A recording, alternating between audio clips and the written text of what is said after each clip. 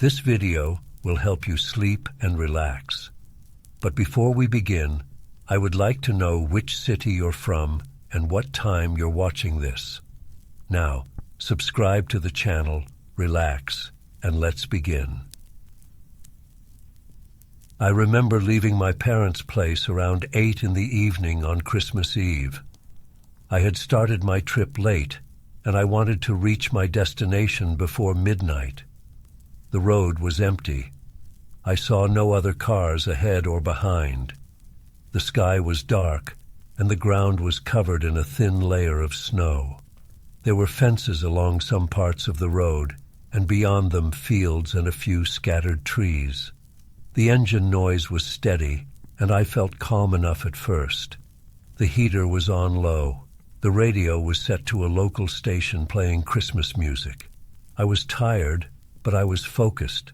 I wanted to get there without any stops. As I continued driving, the radio began to crackle. The music cut in and out. Voices sang carols, but they sounded weak and distant. I tapped the knob, but the static continued. I tried switching stations, but the reception never improved. I heard bits of Christmas songs, then nothing but hissing. I turned the volume down to avoid the distraction. My headlights shone on an empty road. The snow on the asphalt reflected the light, and I saw the white line in the middle. There were no signs of life, no animals, no headlights from oncoming cars. After about 20 minutes, I noticed the fog. It was thin at first, then it thickened. It forced me to slow down. The beams of my headlights showed only a short stretch of road ahead. Everything else disappeared behind a gray blur. My foot hovered over the brake. I did not want to drive too fast. My shoulders felt tight. I leaned forward a bit, trying to see any detail through the windshield. The car's dashboard lights flickered for a second. The needle on the fuel gauge shook before stabilizing. I glanced at the clock on the dashboard. I expected it to say something around 9, but it showed 8:30, which was strange because I was sure I had left home at 8. I told myself I must have misread it before. I checked my phone, but I had no signal. The battery icon on the phone showed less charge than I remembered. I put the phone away and kept driving. A few minutes passed, then I saw a figure on the side of the road. It was a person. They were waving one arm. They wore a coat and some kind of old-fashioned hat. I slowed down, but something about it felt wrong. I did not see a stranded car. I did not see a reason for them to be here. The figure looked like they belonged to another time. The clothes were heavy and outdated. I did not roll down my window. I just stared for a second, and then I pressed the gas gently. I did not want to stop. I did not want to speak to them. I thought maybe it was some local farmer or a hitchhiker. But why wear that coat, and why stand there without a bag or any gear? I drove on. I told myself I would not look back, but I did. I glanced into the rearview mirror and saw something that made my chest tighten. The figure stood closer to the car than before, as if it had moved without me seeing it. The headlights no longer shone on them, so I had no reason to see their shape that clearly. But I did. I saw them in the mirror, closer than before. I gripped the wheel. I felt the skin on the back of my neck tighten. My breathing became shallow. I looked forward. The fog grew thicker. The radio returned to static and faint whispers. I tried to ignore it. My hands were cold. I turned the heater up.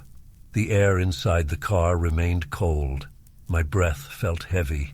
I kept my eyes on the road. I told myself that my eyes were playing tricks. I told myself the figure was just a trick of the light. But a few minutes later, I glanced back again. This time I saw them even closer, as if they stood just behind the rear bumper. There was no sound of footsteps. There was no sound of anyone running. The road was silent. The wheels rolled over packed snow. yet this figure appeared to close the distance effortlessly. I swallowed and forced myself to look away. The dashboard lights flickered again. The fuel gauge dropped slightly, but I had filled the tank before leaving. It should have been full enough to last the entire trip. My heart was pounding. I reached for the radio knob and tried to turn it off. The static went silent. The interior of the car felt tight and uncomfortable. I heard my own breathing. I tasted a slight metallic flavor in my mouth. I wanted to open a window, but the cold outside air would do nothing to help. I felt trapped. I kept driving. The fog was so thick I could barely see a few meters ahead. I thought about turning around, but I had no idea where I would go. I had not seen a junction or an exit for a while. The road was narrow and without any landmarks, just trees and distant fences.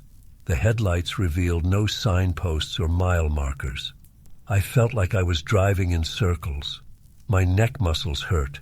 My hands felt sweaty on the steering wheel. I moved my shoulders to release some tension, but it did not help. I blinked several times trying to clear my vision. My eyes felt dry. I wanted to reach a town or a gas station, but there was nothing. The darkness on either side was complete. I slowed down, hoping to see something recognizable, but the scenery was the same. At one point, I noticed something strange on the road. There were footprints on the snow, as if someone had walked along the asphalt. They stretched ahead of me, perfectly in line with the center of the road. I could not understand how they got there. The footprints looked fresh, and they continued as far as my headlights allowed me to see. I followed them for a while, uncertain why they were there. I slowed the car to a crawl. The footprints matched the speed of my vehicle, always extending just beyond the light. I felt a slight headache. I told myself to stay calm. The figure behind me, the strange footprints, the flickering lights, they all felt impossible. I tried to think logically. Maybe I was overtired. Maybe I had taken a wrong turn and ended up on some old back road. But that did not explain what I saw in the mirror. I risked another look back, just a quick glance. This time, I saw a shape inside the car, in the back seat. It was a vague outline, darker than the seat itself. I caught it for less than a second before I jerked my eyes forward again, gripping the wheel so hard my knuckles hurt. I felt my stomach twist. I took quick, shallow breaths. I tried to speak out loud to calm myself, but my voice was shaky. I said something like, "Who's there?" There was no answer. The car remained silent except for the steady hum of the engine and the crunch of the tires on the snow. I smelled something cold and damp, like old fabric left in a cellar. My spine tingled, and I felt as if someone was leaning close, but I saw nothing in the rearview mirror now. I did not dare to look over my shoulder. The clock on the dashboard blinked. It showed random numbers for a moment. The radio hissed softly, even though it was off. I heard faint voices whispering something I could not understand. I gripped the wheel and tried to ignore it. I noticed that the road, which had seemed straight, now had turns that I did not remember. I turned the wheel to follow the asphalt. The footprints remained visible whenever I slowed down. If I sped up, I lost sight of them, but when I slowed again, they reappeared. I tried speeding up more, hoping to escape whatever was happening. The engine responded, but the scenery did not change. The same trees and fences passed by. My eyes began to water from strain. I wiped my face with one hand, keeping the other on the wheel. My throat felt dry. I coughed. The dashboard lights flickered again, and for a moment the headlights dimmed. I saw almost nothing ahead. Then the lights came back, revealing the footprints and the empty road. I tried to roll down the window. The button clicked, but the glass did not move. I pulled on the door handle while driving slowly. The door stayed shut. I tried the other doors, but none responded. The engine sound remained steady, but the controls inside the car were not working as they should. My heart hammered. I felt sweat on my forehead despite the cold. The air in the car tasted stale. I shifted in my seat, adjusting my belt. I wanted to stop, but the thought of stopping made me feel worse. If I stopped, what would happen? Would the figure appear at my window? Would it open the door? I kept going. The clock now showed nonsense. The radio whispered in low tones. The gas gauge needle dipped again. I was sure I had no way of running out of fuel so soon. Yet I felt no vibration from the engine other than its normal hum. The steering responded, the brakes worked, but the environment never changed in any meaningful way. The fog outside became total darkness. The headlights seemed to shine on nothing. The road surface disappeared. The footprints vanished. The fences and trees were gone. It was as if I was driving through an empty space. I pressed the brake, but the car did not stop. The engine noise continued. The tires did not slip. I was not moving forward in any normal sense. I floated through a darkness without shape. My chest felt tight. My lips were dry. I tried to open the glove compartment, just to do something, but it was stuck. I flicked the overhead light switch. It did not turn on. I tapped the horn. It gave a muffled, weak sound. I felt a light pressure on the back of my seat, as if someone pressed their hand against it from behind. I said nothing. I tried to keep breathing. My eyes adjusted to the darkness, but there was nothing to see. I could not tell if I was moving anymore. The engine sound faded out. The radio static faded. The dashboard lights went dark. I sat alone, holding the wheel, feeling the tightness in my chest and the dryness of my mouth. After a long pause, I tried opening the door again. It did not budge. I tried the ignition key. The engine was no longer running, but the key would not turn. I pressed the pedals. Nothing happened. I heard a faint sound behind me, like fabric sliding over a seat. I refused to turn around. I felt a slight movement in the air. My hands trembled. I closed my eyes for a moment and reopened them, but there was still nothing to see outside. No stars, no moon, no road, nothing. The air inside the car smelled stale and cold. I heard a soft, uneven breath near my ear. I stayed still, gripping the wheel, sweating, my heart thumping. I realized I could do nothing. I waited. My body felt heavy. My head hurt. My chest tightened each time I breathed in. I refused to speak. I refused to acknowledge the presence behind me. I do not know how long I remained like that. Eventually, I opened my mouth and said, "Hello?" There was no response. I heard a faint clicking sound near the back seat. I felt a slight pressure on my shoulder from behind, a single touch that vanished as quickly as it came. I tried to jerk forward, but the seatbelt held me. I struggled with it, but it stayed locked. I tried to scream, but my voice came out weak and broken. I breathed faster. My throat burned. My legs tensed. I tried kicking the door, but I could not move freely. The darkness outside remained absolute.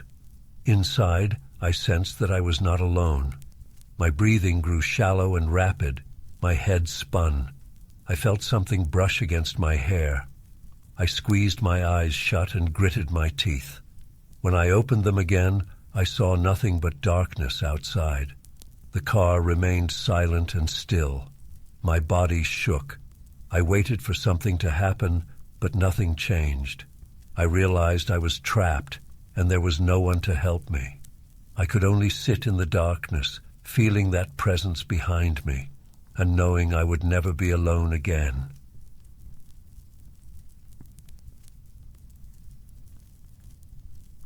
I remember the moment we arrived at the cabin. It was late afternoon. The sky was gray, and heavy snow fell from the moment we parked the car. I stood by the trunk, pulling out our suitcase and the bag of groceries, while my partner struggled with the cabin's front door lock. We had chosen this place because we wanted a quiet Christmas away from traffic, noise, and crowds. The listing described it as a simple wooden cabin, well heated, stocked with wood, and isolated enough to feel peaceful. I liked the idea of spending the night in silence, watching snow fall, maybe having a glass of wine. Once we stepped inside, I noticed a dim light bulb in the living room. The cabin was old but clean. A small fireplace stood in one corner. Chairs, a sofa, and a coffee table were all placed neatly. We had a small kitchen area with basic utensils. I turned on the radiator. It made a low humming sound. I went around and flipped a few switches.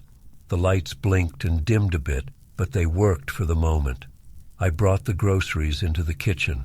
My partner, standing near the window, said it looked like the snow had picked up. I checked through the window and saw nothing but white. The car outside was already half buried. There would be no going back that night. We set up some candles just in case. The electricity looked unstable. I could hear the wind outside. It made a low, constant whoosh. The cabin's wooden walls creaked every now and then.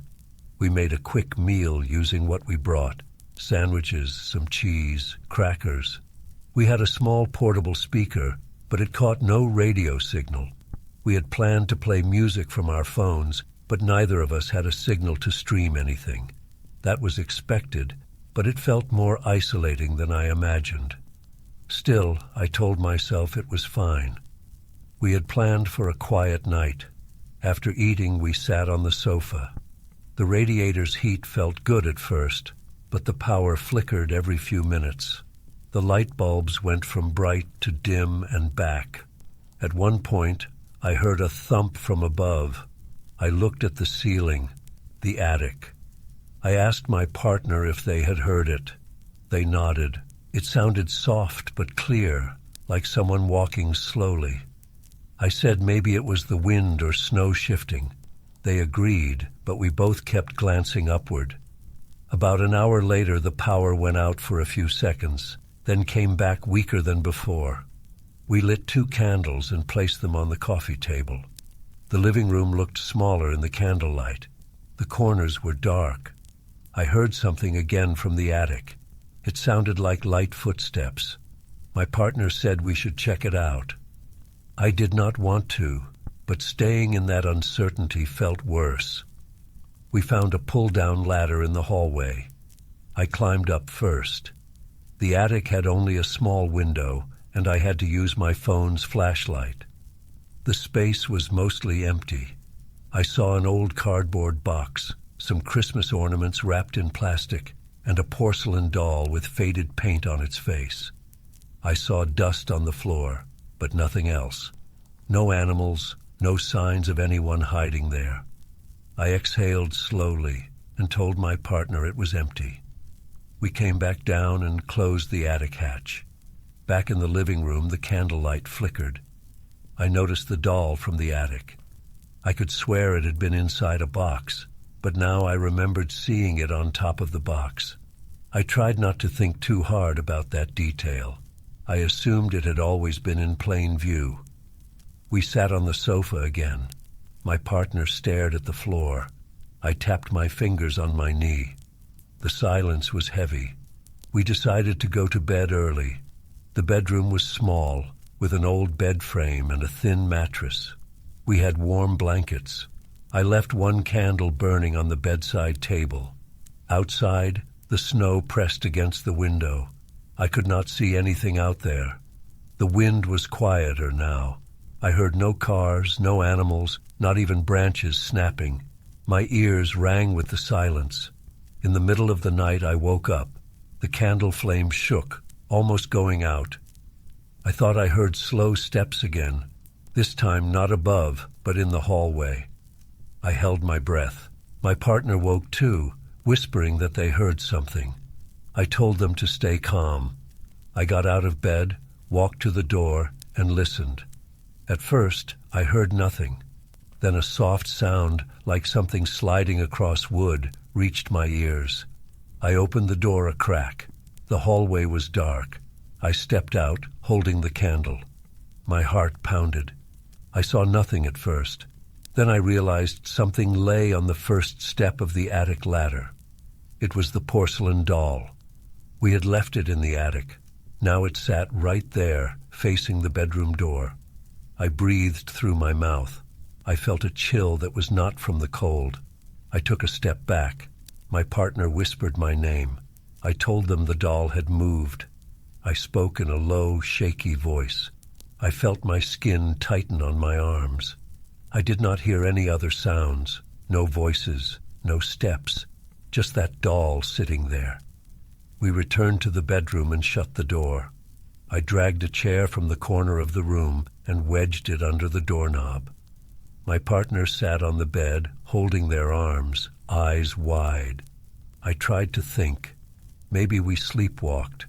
Maybe one of us moved it in our sleep, though that made no sense. I stayed by the door for a while, listening. Nothing. Just silence and my own breathing. At some point, we must have dozed off again, because I woke up to a faint gray light coming through the window. The candle had melted down to a puddle of wax. I removed the chair from under the doorknob. I listened again. No sounds. I opened the door slowly. The hallway looked normal. The doll was no longer on the ladder. I hurried to the living room. My partner followed close behind. In the living room, everything was quiet. The radiator was off. The power must have failed completely overnight. The sofa and chairs were in place, but I noticed the front door looked slightly ajar. I approached it. There was a fine dusting of snow on the floor just inside the threshold. I looked outside. The landscape was white and empty. The car was fully buried. There were no footprints on the porch, but as I stepped out, I noticed something around the side of the cabin. We put on our boots and coats and went outside. We found footprints circling the cabin. They were human footprints, and they formed a track that went around and around, crossing over themselves. I followed them a short distance until I realized they led nowhere. They just looped around. The snow was fresh, and these prints looked recent. They had pressed deep into the snow. I swallowed hard. My partner's face was pale. We called out. No one answered. We hurried back inside and shut the door. I pushed a heavy chair against it. I looked for the doll. I did not see it anywhere. We moved around the small space, checking the kitchen, the hallway, the bathroom. The doll was gone. The cardboard box we saw in the attic was now on the kitchen table, open. Inside, I found old tinsel and faded plastic ornaments. I could not remember bringing that box down. We tried our phones again. No signal. The snow outside was too heavy to drive through. We had enough food for a day, maybe two.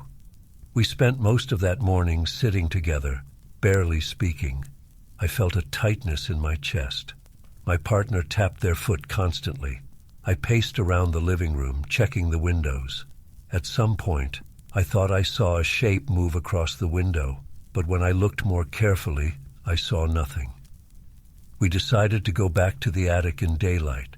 I pulled down the ladder and climbed up slowly. The attic was cold. The single window was frosted over. The place looked the same as before, except the box was gone now. I found no doll. I checked every corner, using my phone's flashlight. Dust and old wood. Nothing else. I called down to my partner, who waited at the bottom of the ladder. I said there was nothing. They told me they heard something behind them. I climbed down fast. Back in the hallway, I looked where my partner pointed.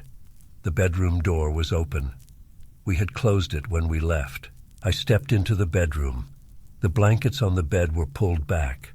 The mattress looked slightly skewed, as if someone had lifted it and put it back down. I saw no prints or obvious signs of intrusion, but the room felt off.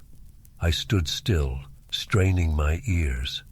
The silence was total. As the day wore on, the light dimmed again. The sky outside remained cloudy. Snow kept falling. We ate some crackers and cheese, sipping water. We tried the battery-powered radio from the kitchen drawer. It only picked up static. The cabin's silence and the memory of last night's noises made my stomach churn. Evening came. We lit candles again. I felt the temperature drop. Without power, the heater did nothing. I considered lighting the fireplace, but I found no dry wood.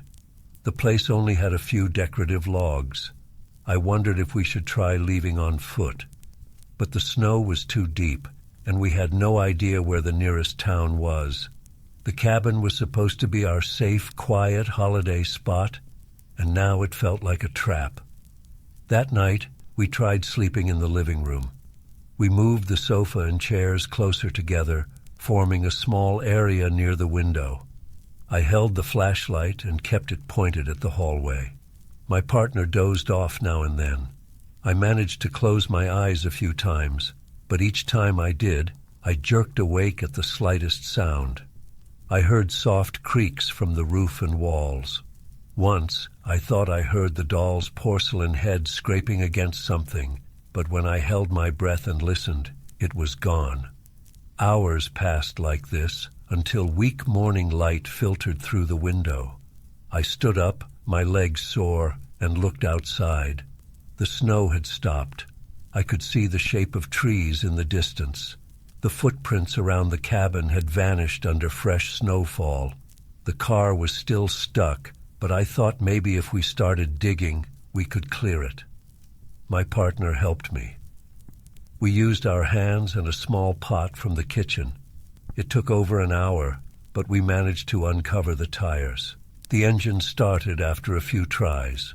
We packed what little we had and got inside, not looking back at the cabin. I expected something to appear in the doorway, but nothing did. The drive back was slow. The road was barely visible. It took us much longer than expected. We did not talk.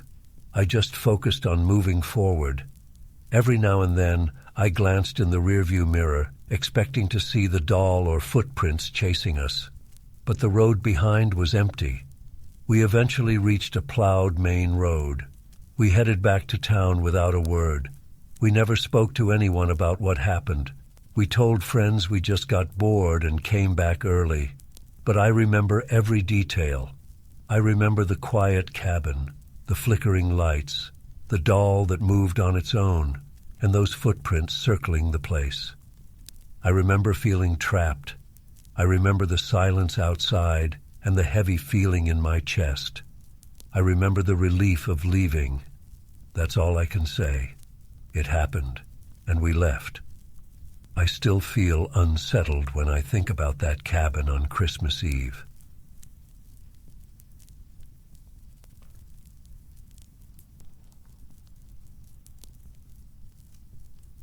I remember working late that Christmas Eve. The delivery schedule was packed, and I wanted to finish my route before midnight. I drove through streets that were unusually quiet. Many houses had Christmas lights and plastic Santas on their lawns, but they looked dim, as if their bulbs were losing power. I noticed a particular address on my list, a package with no return address, just a simple note telling me to deliver it that night.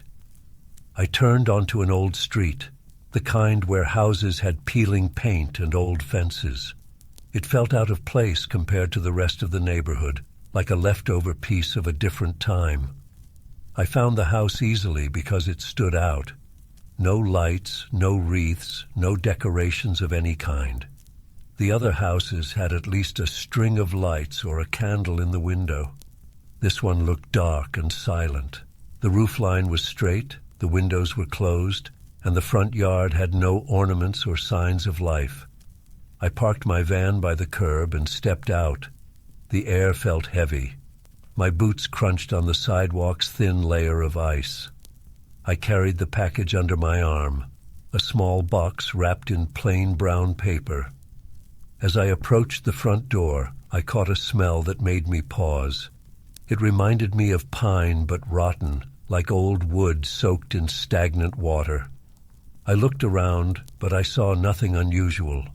The porch light was off.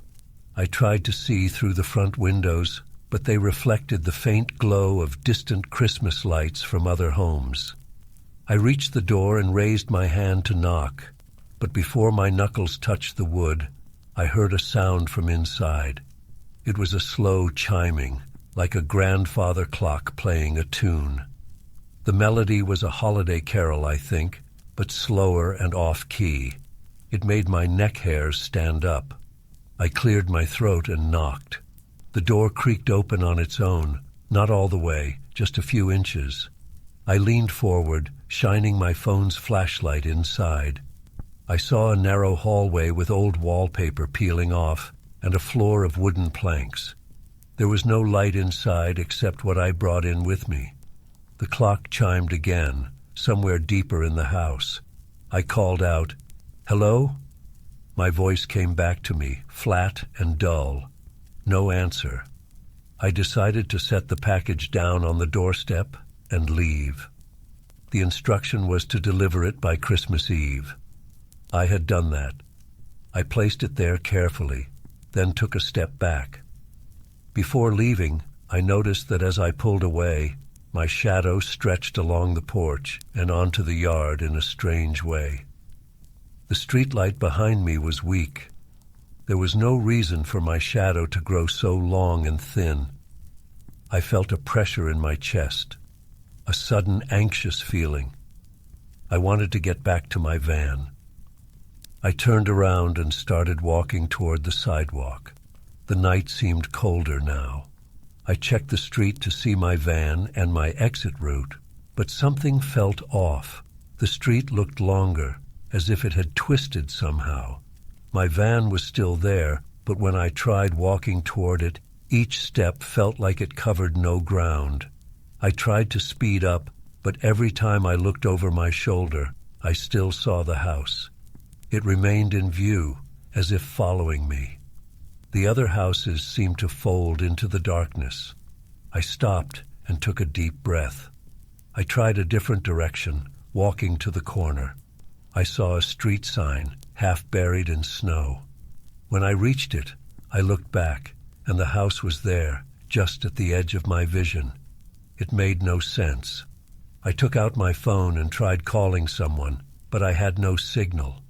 The battery icon suddenly dropped to half. I held the phone up, turning in a circle, but no luck. The silence pressed in on me. I heard no cars, no distant voices, no holiday laughter from inside warm homes. The other houses still had those weak lights, but even they seemed dimmer than before. I tried walking again, this time faster.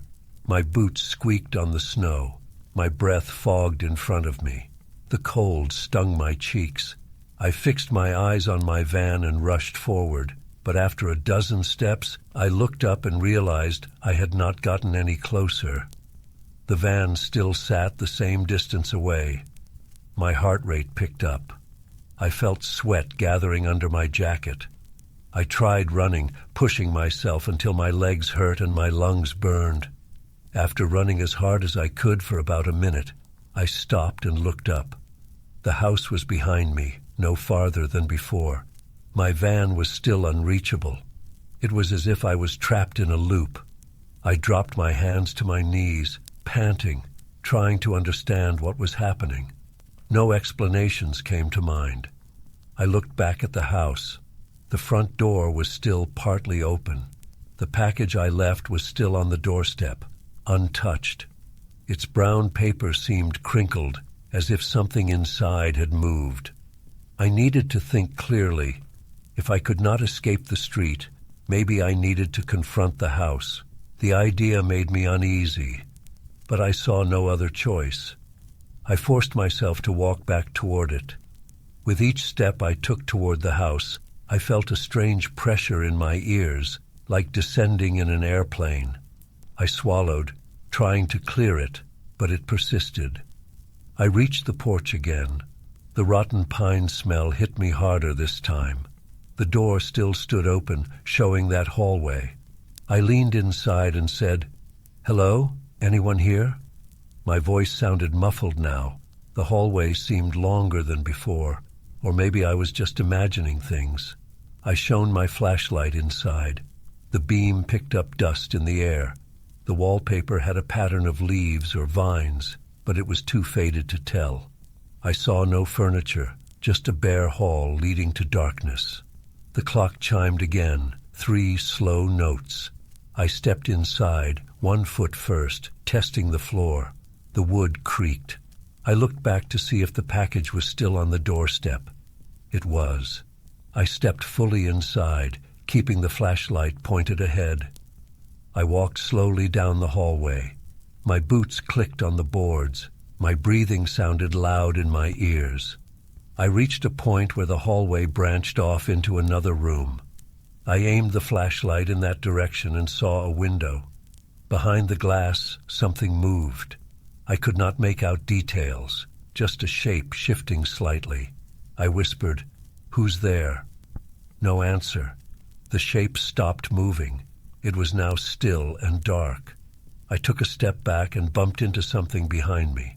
I spun around, heart pounding. It was just the package. Somehow it was inside with me now, resting on the floor. I knew I had left it outside. I picked it up. The paper felt damp and made a scraping sound under my fingers.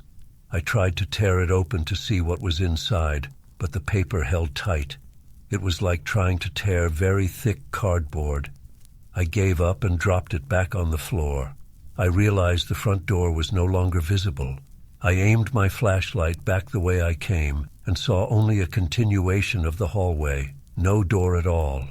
I felt a rush of panic. I moved quickly, following the hallway in the direction I believed I had entered. Every time I turned a corner, I saw another stretch of corridor, another closed door, or another window.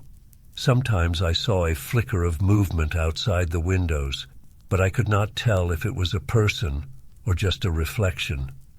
My stomach tightened. My head throbbed. I tried to stay calm. I had to find a way out. I decided to try a door at random. I picked one to my left and tried the knob. It opened easily, revealing a small room empty except for a chair. No other exits. I went back into the hallway and tried another door. It opened to a room with no windows, just bare walls. Nothing helpful. The clock chimed again. 4 notes now, slow and uneven. I shouted, "Stop this!" My voice echoed in the hallway. I tried kicking one of the windows. The glass felt solid and did not crack. I hit it with my flashlight, but it made no difference. The shape outside the window twitched, as if reacting to my attempt. I pressed my face to the glass, but I only saw darkness. I returned to the hallway and found the package lying in the center of the floor again. It had followed me. I ignored it this time and kept walking. I noticed that each time I moved forward, the floorboards creaked in a pattern, like distant footsteps following mine. I spun around, shining my flashlight behind me, but saw no one. My throat felt dry. I licked my lips and tried to focus. If I couldn't find the front door, maybe I could find another exit. I followed the hallway until I reached a staircase going up. I climbed it slowly. Each step groaned under my weight. At the top, I found a landing with a door that looked different from the others. It had a small glass panel. I peered through it and saw the street outside, the same street where my van was parked. I gasped with relief and turned the knob. It was locked. I shook it, pulled it, shoved my shoulder against it. Nothing worked. I pounded on the glass panel, shouting for help. No response. The outside world remained silent. I rested my forehead against the door and closed my eyes, trying to control my breathing. When I opened my eyes, I saw the package again, at my feet. I kicked it out of frustration. It rolled down the stairs and disappeared around a corner. I followed it, running now, hoping it would lead me somewhere. I turned the corner and found not the hallway, but the front porch. I stumbled forward, and nearly fell outside into the snow. I was back at the entrance. The door creaked behind me. I looked around. The street seemed normal again. My van stood where I had left it. I stepped off the porch, walking carefully. My feet touched the sidewalk, and I realized I was free. I ran to my van, jumped in, and started the engine. This time, when I pressed the gas, the van moved as expected. I looked back through the rearview mirror. The house was still there, dark and silent, the package on its doorstep. I had left it behind. I drove away, not looking back again. I didn't care that it made no sense. I just wanted distance. I reached a busier road with streetlights and passing cars. I breathed easier. I don't know what happened in that old neighborhood, but I never returned. I never mentioned it to anyone. I remember the silence, the twisted street, the package that wouldn't stay outside, and the feeling of being watched. That's all. I left it behind on Christmas Eve and never looked back.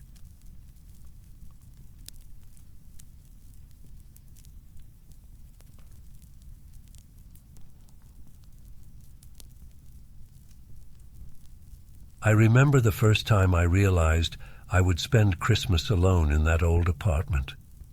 My neighbors had left days before. They told me they were traveling, so their doors remained locked and their lights stayed off. The building was old, but maintained. My apartment faced a narrow hallway with a dull, yellowish light. I had no plans for the holiday, just a quiet evening, maybe a simple meal, and some old movies. I had moved in a month earlier and hadn't gotten to know anyone. The silence in the building felt normal at first.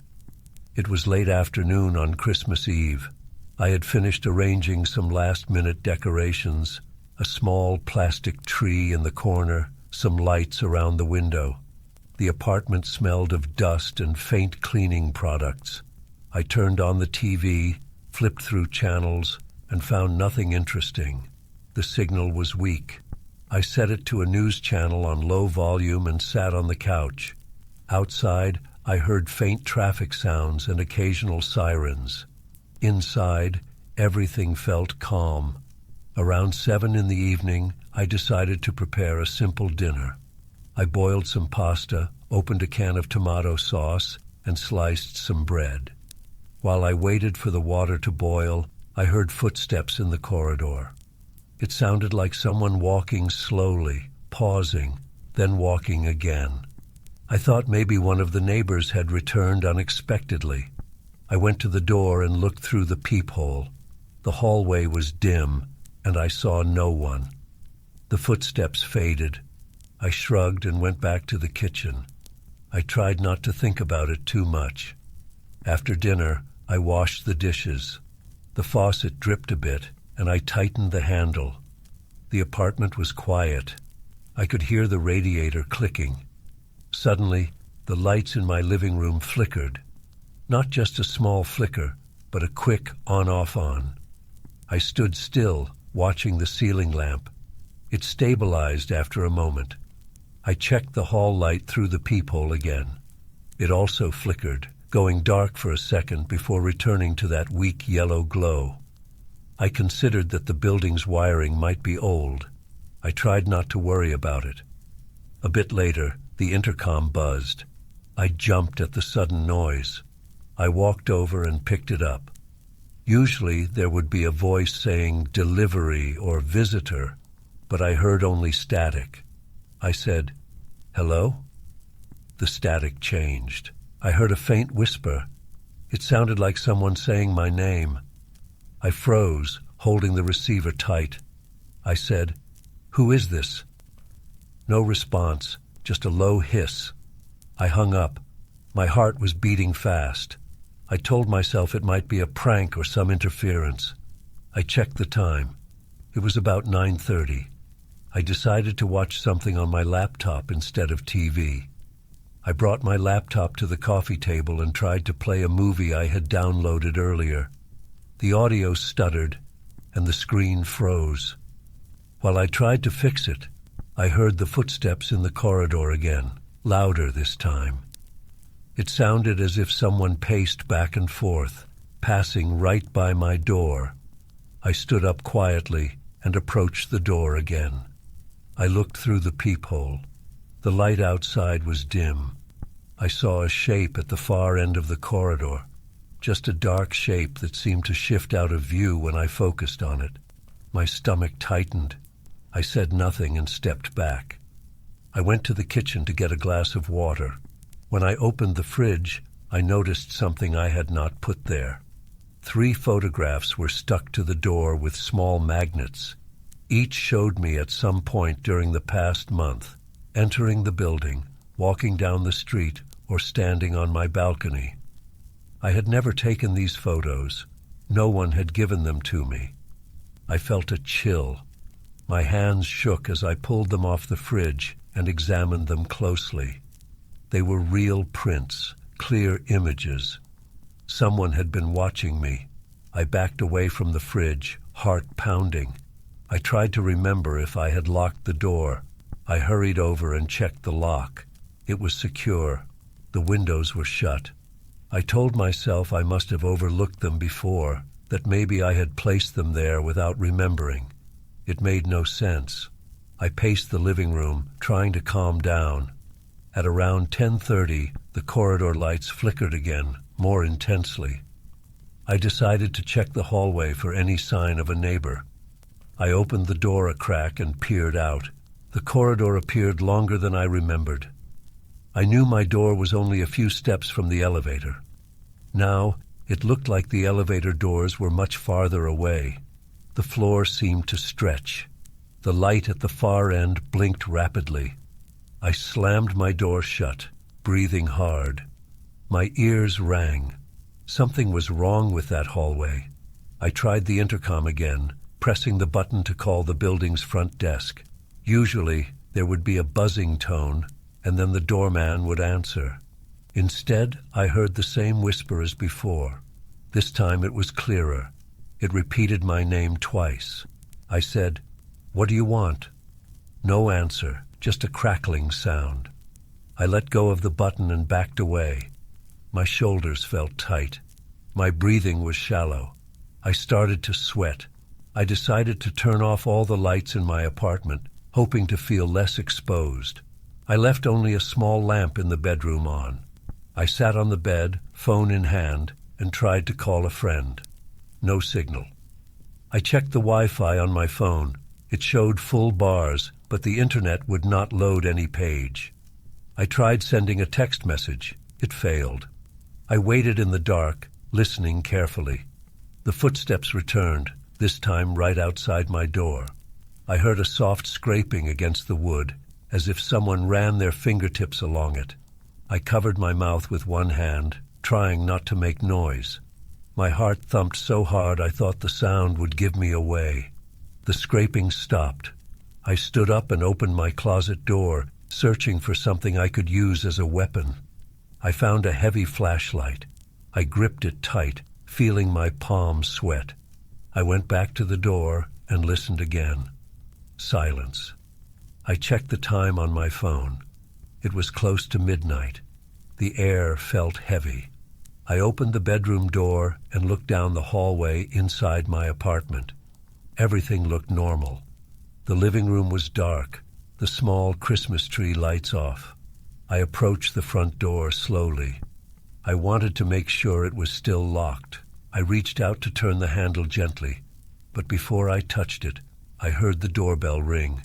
It rang once, a sharp sound. I stepped back, holding the flashlight. The doorbell rang again.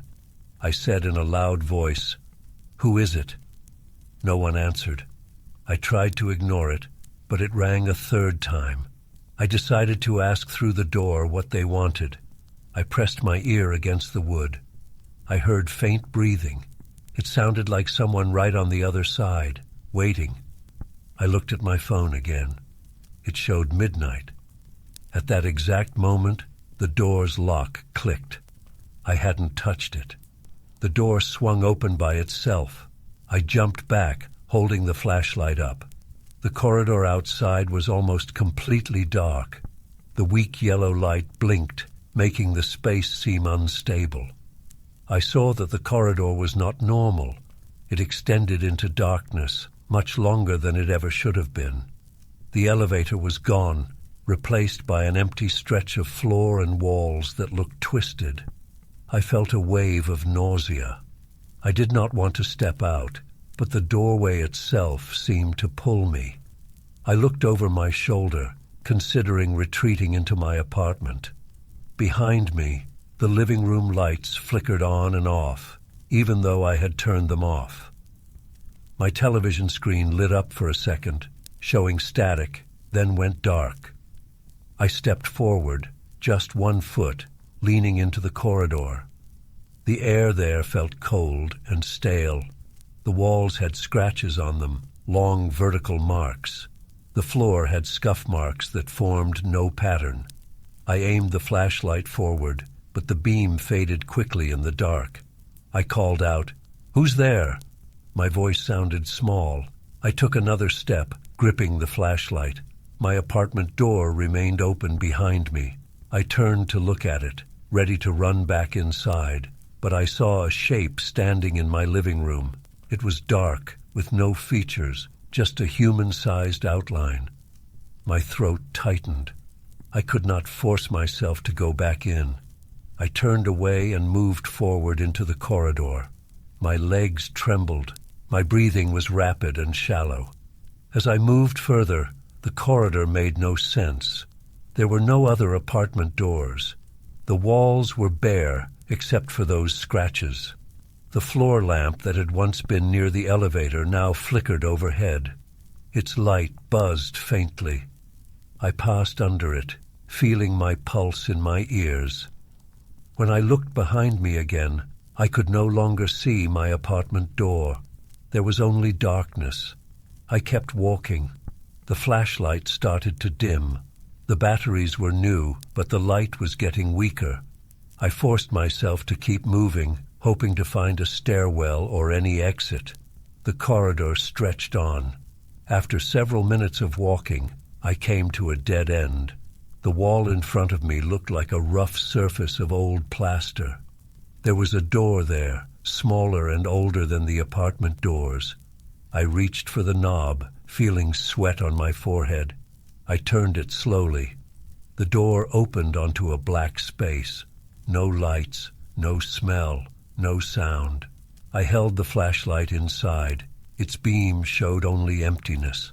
I called out one last time, "Hello?" My voice echoed faintly and died away. I felt a slight current of air moving from behind me, pushing me forward. I stood on the threshold, thinking about my apartment, my belongings, my life outside this building. None of that mattered now. I had no signal, no help, no understanding of what was happening. I took a deep breath and stepped through the door. I heard it close behind me with a solid click. Inside that black space, I heard my name whispered again, close to my ear. I swung the flashlight around, but it gave no light now. I reached out with one hand and touched a rough surface. I felt my breathing echo in that confined area. My heart pounded. I tried the door behind me. It would not open. I stood there, trapped in darkness. I do not know how long I remained in that position. Eventually, I realized there was nothing else to do. I put my ear to the wall, hoping to hear something. I heard only my own pulse. I tried the flashlight switch again, but it was dead. I stood still, feeling each breath, each heartbeat. The building was silent, and I knew I would not find a way back.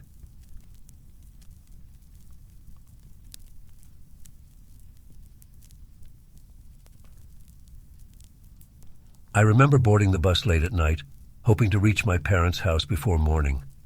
The weather forecast predicted heavy snow, but I trusted that the roads would remain passable. I took a seat near the middle, close to a window.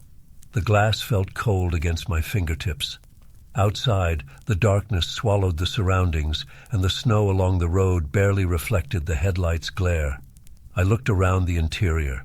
A few other passengers sat scattered across the rows. 2 older women near the front, a couple around my age in the middle, and a man in a red coat at the very back. No one spoke. The heater hummed quietly. The driver wore a dark jacket and stared straight ahead. I could see his eyes in the overhead mirror. He kept them fixed on the road. The radio emitted a soft static, no clear voices or music. I tried checking my phone for signal. Nothing. No bars, no data. I put it back in my pocket and settled in, hoping to sleep until the next major stop. After about an hour, the bus slowed down. I pressed my face to the window. I saw a small roadside stop, a wooden bench, and a dim light above it. Snow covered everything. No one got off the bus. No one got on. The driver closed the doors and continued.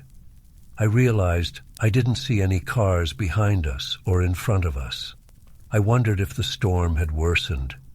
The bus interior felt warm enough, but the silence started to bother me. The man in the red coat hummed something from the back.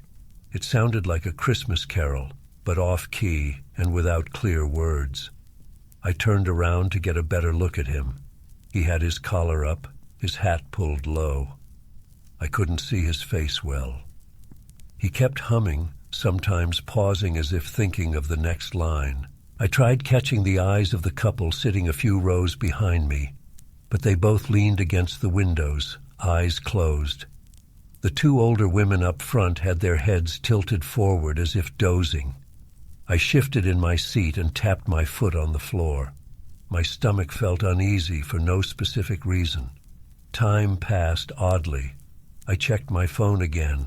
Still no signal. I hadn't seen a single landmark. The view outside looked the same. Just snow, a few twisted trees, and endless darkness. The bus slowed down again.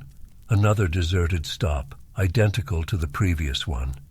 I looked at the overhead digital display that usually showed the next station name. It was blank. I tried standing up and walking a few steps down the aisle. No one reacted. I said, "Hello?" softly. Nothing. The driver didn't turn his head. He pushed the lever to close the doors again and drove on. I returned to my seat and rubbed my hands together. My legs felt restless. I noticed that the bus seemed emptier. When I first boarded, I was sure there were more passengers. I counted again. The couple who had been behind me were gone. The seats where they had sat were now empty. I looked under the seats, glanced toward the back. No luggage. I knew they had been there. I remembered their faces. Now they were missing. I stood up and approached the front, leaning over one of the empty rows. The older women were still there, but they looked strange. I cleared my throat and said, "Excuse me?" Neither moved. I stepped closer. They sat unnaturally still, eyes half open, but not blinking. I said louder now, "Are you all right?" No response.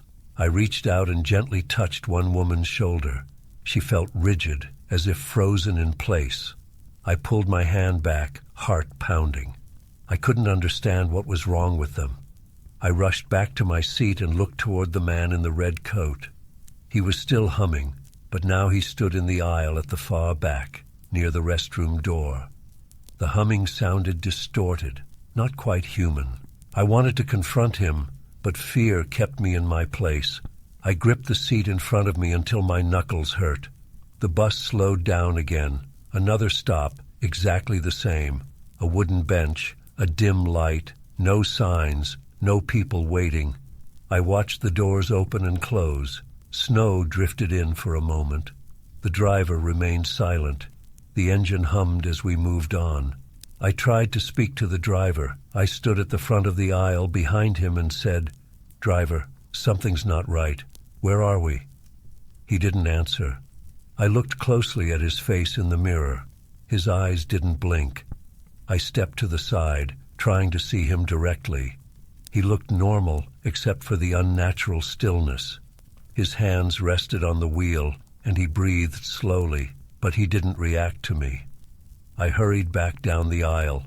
The bus was dimly lit by overhead lights that never flickered or changed intensity, giving everything a pale glow. I tried opening the restroom door to check if anyone was there. It was locked. I knocked. No response. I considered trying to force it open, but my hands shook, and I decided against it. I sat again and looked out the window. The landscape repeated itself. Each time we passed a certain twisted tree by the side of the road, a few minutes later it appeared again, as if we had gone in a circle. The snow looked undisturbed, no tire tracks ahead. My stomach cramped, and I took a deep breath. I needed to stay calm. I stood up again, determined to talk to the man in the red coat. He was the only one who showed any sign of awareness. I walked down the aisle slowly, careful not to touch the unmoving passengers. As I approached, the man stopped humming. He turned slightly, his face still in shadow. I cleared my throat and said, "What's going on here?" He said nothing. I reached out to tap him on the arm. Before I could, he turned fully toward me. In the poor light, I couldn't make out his features clearly, but I saw his eyes, reflecting the overhead lights with a dull shine. He stepped forward, and I stepped back. The bus slowed. The door hissed open. I looked past the man to see if anyone else was moving. The older women remained frozen. The driver didn't turn around. The man in red coat took another step toward me. I backed away until I felt the edge of a seat against my legs. He raised his hand toward the open door. Outside was nothing but darkness and snow. No road, no bench this time. Just empty space, a void that the bus door revealed. Wind rushed in, cold and sharp. My eyes watered from the sudden gust. I shouted, "Stop! Close the door!" My voice echoed, but no one responded. The man in the red coat stepped to the edge of the doorway. I noticed that the bus did not shake from wind or movement. It felt as if it were suspended. I reached forward to grab the pole near the door, trying to steady myself. The man turned his head slightly toward me. I felt pressure in my chest, a tightness that made it hard to breathe. He stepped off the bus into that empty darkness. I cried out, leaning forward to see what happened to him. I saw nothing, just empty black space. The door closed on its own. The bus started moving again. I stumbled back to my seat, panting. The radio hissed. The driver's posture never changed. The bus continued forward, yet we never made progress. Each time I checked the scenery, it repeated. I tried to keep track of time by checking my phone, but the battery icon blinked randomly, and the clock showed the same time. It was as if time had stopped. I tapped my foot, cracked my knuckles, tried to stay calm, but fear built up. My chest felt tight. I tried opening a window. It wouldn't budge. I tried pressing the call button to speak to the driver. It clicked, but nothing happened. I noticed now that the other passengers vanished completely. Only the two women up front remained, and they looked more like mannequins. Their eyes stared blankly ahead. I shouted at them, waved my hand in front of their faces. Nothing. I went to the driver, shook his shoulder. He felt warm, alive, but he did not respond. I yelled into his ear. No reaction. I returned to my seat, my heart racing. Outside, the same twisted tree appeared again. I recognized its shape, the way one branch curved upward. I watched it pass. Then, minutes later, the same tree again. The bus was stuck in some loop. I tried reasoning with myself. This couldn't be real, but everything felt solid and immediate. My breath fogged the window. I touched the seat, the walls, the overhead rack. Everything was there, tangible. I tried to force the bus door open.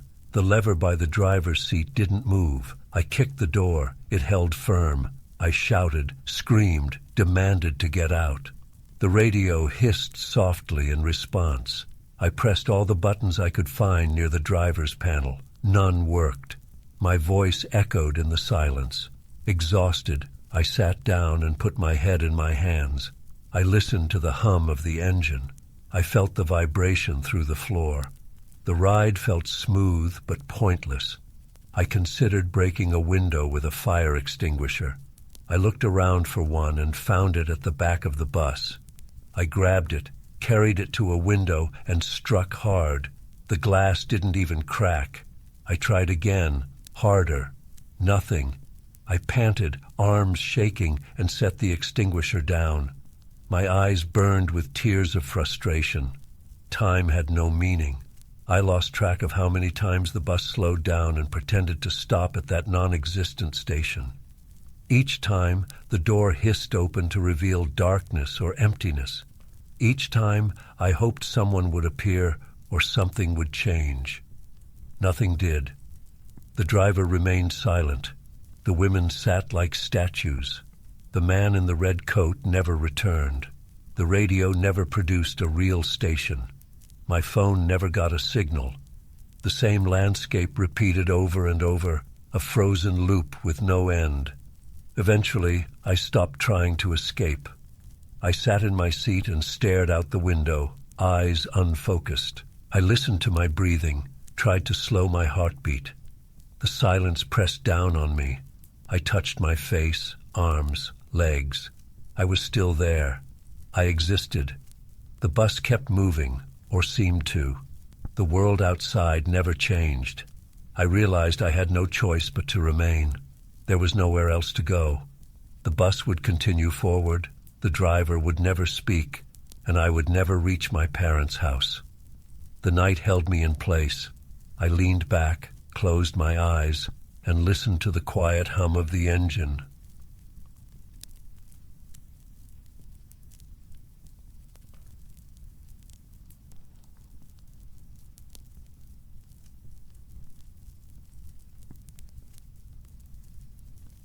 I remember arriving at my old childhood home on Christmas Eve.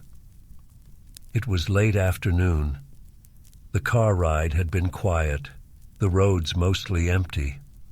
I parked in front, noting that the place looked almost the same as I remembered.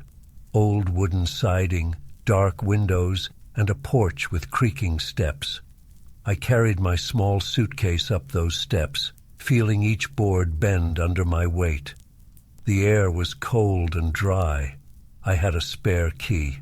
I found it in the envelope my sister left me when she sold me the place. I inserted it into the lock.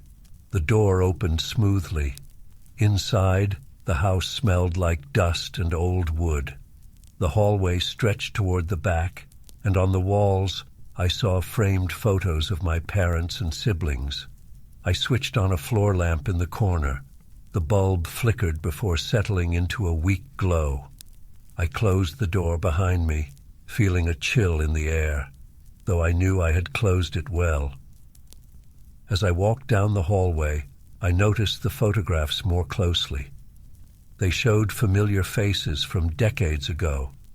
Me as a child, my siblings in their Sunday clothes, my parents smiling stiffly. I remembered these photos well. I stopped at one of my father standing in the yard, holding a rake. I could have sworn his expression looked different than I recalled, as if his eyes followed me. I leaned in to get a closer look. The print looked old and faded, but I couldn't shake the feeling that something about it had changed. I stepped back, telling myself I was tired, that my eyes were playing tricks. I carried my suitcase into the living room. The furniture was covered in sheets. I pulled them off, revealing an old sofa and armchair. I checked the thermostat. It didn't seem to work. I'd have to rely on space heaters and blankets. The old grandfather clock in the corner stood still, its hands pointing at midnight. I wound it carefully, but it refused to tick. I gave up and moved on. In the center of the living room stood a small Christmas tree, artificial. the one I had put up last year before leaving. I had left it behind, and now it looked dusty. Its lights were unplugged, and its ornaments hung motionless. I looked up at the top, expecting to see the porcelain angel my mother had given me when I was young. It used to sit there every Christmas. It was gone. I searched under the tree behind the sofa in case it fell. Nothing. The angel was missing. I found that odd because I distinctly remembered leaving it there. I tried not to dwell on it. I moved into the kitchen. I tested the faucets.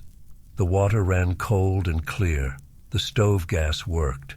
I prepared a simple meal, a can of soup heated on the stove, some crackers, a bit of cheese. While I ate, I heard a soft knocking sound coming from somewhere down the hallway. I paused, spoon halfway to my mouth, and listened. The sound stopped. I finished my meal quickly, a slight tension building in my chest. I locked the back door and checked the windows. Everything was secure. Later, in the hallway, I passed by the locked door that led to what used to be a storage room. My father always kept it locked. I tried the knob out of habit. It was always stuck, but this time it turned easily. The door swung inward, revealing a small empty room with wooden floors and dust in the corners. Nothing inside except a single chair. I backed away, wondering why the door was suddenly open. I left it as it was and walked to the bedroom. The bedroom smelled musty. I opened the window slightly to let in fresh air. Outside, the sky was dark. I heard wind rattling the branches of the old tree in the yard. I changed into comfortable clothes and sat on the bed. This was my old room as a child. The wallpaper was peeling, and the shelves were empty now. I had removed most of my belongings years ago. Still, I felt uneasy, as if the room remembered me too clearly. Suddenly, I heard voices, children's voices calling my name. I jumped up and went to the window, thinking maybe neighborhood kids were playing outside. But the yard was empty, the street silent. I pressed my ear against the window. Nothing. I checked the hallway. It was quiet, except for a faint creaking of wood under no apparent weight. I returned to the living room and decided to turn on the TV. I found an old portable TV set in the corner. It received no signal, just static. I turned it off. I tried the radio next to it. Only static and faint crackling. The silence in the house felt heavy. I noticed something else strange. The old family phone, a rotary phone we kept as a relic, sat on a small table by the sofa.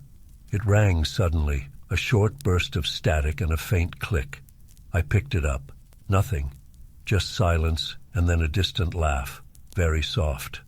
I hung up quickly, my heart pounding. The line must be dead. There was no service here anymore. I hadn't reconnected any phones. I stood in the center of the living room, breathing slowly, hands shaking. I told myself to stay calm. I was alone in my childhood home. It was Christmas Eve, and I was probably tired. I decided to go to bed. I would leave the lights on in the hallway.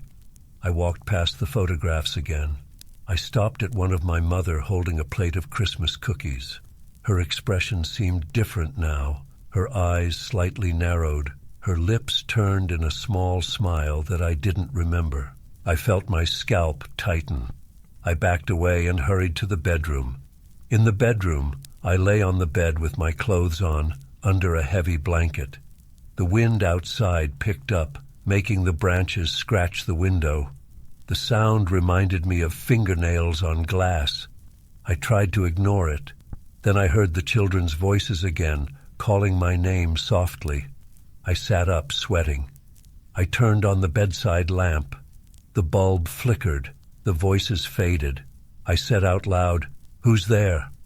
Nothing answered, just the wind and the creaking wood. I decided to check the hallway once more. I stepped out of the bedroom and saw that the photograph of my father now looked different again. His smile was more pronounced, his eyes fixed on me. My stomach tightened. I felt lightheaded. I ran my hand along the wall to steady myself. The house was playing tricks, or my mind was. I needed air. I tried the front door. It wouldn't open. The lock turned, but the door didn't budge. I tried harder, pulling with all my strength. It felt stuck as if nailed shut from the outside. I checked the back door. The same thing, locked solid. I yanked at the windows. They refused to open beyond a crack. I felt trapped. I returned to the living room to catch my breath. The Christmas tree lights were on, even though I hadn't plugged them in. They flickered green and red. I approached them, looking for the cord. It lay unplugged on the floor, yet the light still shone. I backed away, sweating, my heart pounding in my ears. Suddenly, the grandfather clock chimed. It was still midnight on its face, but it made a low, grinding sound like a broken gear. The chime echoed through the empty rooms. I covered my ears and shouted for it to stop. It did. The silence was worse. I thought of trying the attic. Maybe I could find a way out through a window up there. I grabbed a flashlight from my suitcase and headed toward the attic hatch. The ladder came down easily. I climbed slowly, shining the beam ahead. The attic was empty except for dust and old boxes. I saw nothing unusual, but the air was stale. I opened a small window under the eaves, but it was sealed shut. I gave up and climbed back down. On the way back, I heard the children's voices again, whispering my name, telling me to follow them. They came from the locked room, the one that had opened earlier. I stepped into that room with my flashlight. The chair was gone now. The room stood empty. The voices fell silent. My chest hurt from tension. I left, shutting the door behind me. I tried to lock it, but the knob spun freely. The phone rang again. I rushed to it, hoping to hear something rational. I picked it up.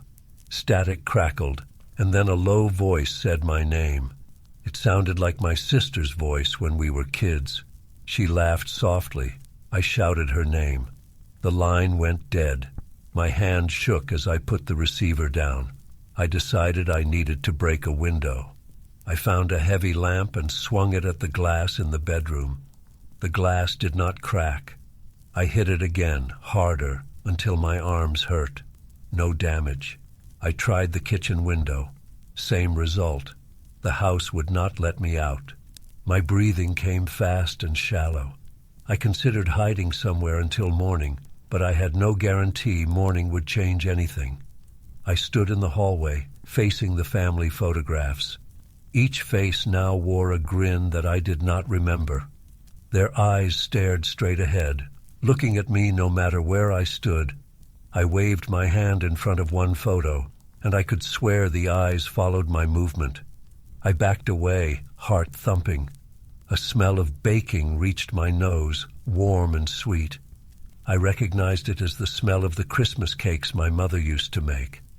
I followed the scent to the kitchen, where nothing was on the stove. The smell came from nowhere. I heard the children's voices again, calling me to join them. I shouted, "Leave me alone." My voice cracked. Silence. The house was getting colder. I saw my breath in the air. I returned to the living room and looked at the tree. The angel still missing, the lights flickering. I saw my reflection in the window. I was not alone. Another figure stood beside me in the reflection, smiling. But when I turned, no one was there. I yelled in fear, stumbling backward, knocking over a table. The lamp fell and shattered, plunging the room into darkness except for the tree lights. I fumbled for my flashlight and shone it at the reflection again. Now it was just me, alone. I backed toward the sofa, knees weak. I sat down, hugging myself, breathing fast. I looked at the clock. It showed midnight still, as if time had stopped. I closed my eyes and listened. The house creaked. The wind rasped at the windows, and faint laughter drifted through the walls. My heart pounded. I did not know what else to do. Eventually, I stood and tried the front door again. This time, it opened easily. Cold air rushed in. Outside, the night looked normal. Snow on the ground, a quiet street. I stepped onto the porch, breathing heavily. I looked back inside. The house was dark and still. I did not hesitate. I grabbed my suitcase, left the key on the kitchen table, and ran to my car. I started the engine and drove off, never looking back. I never returned to that house again.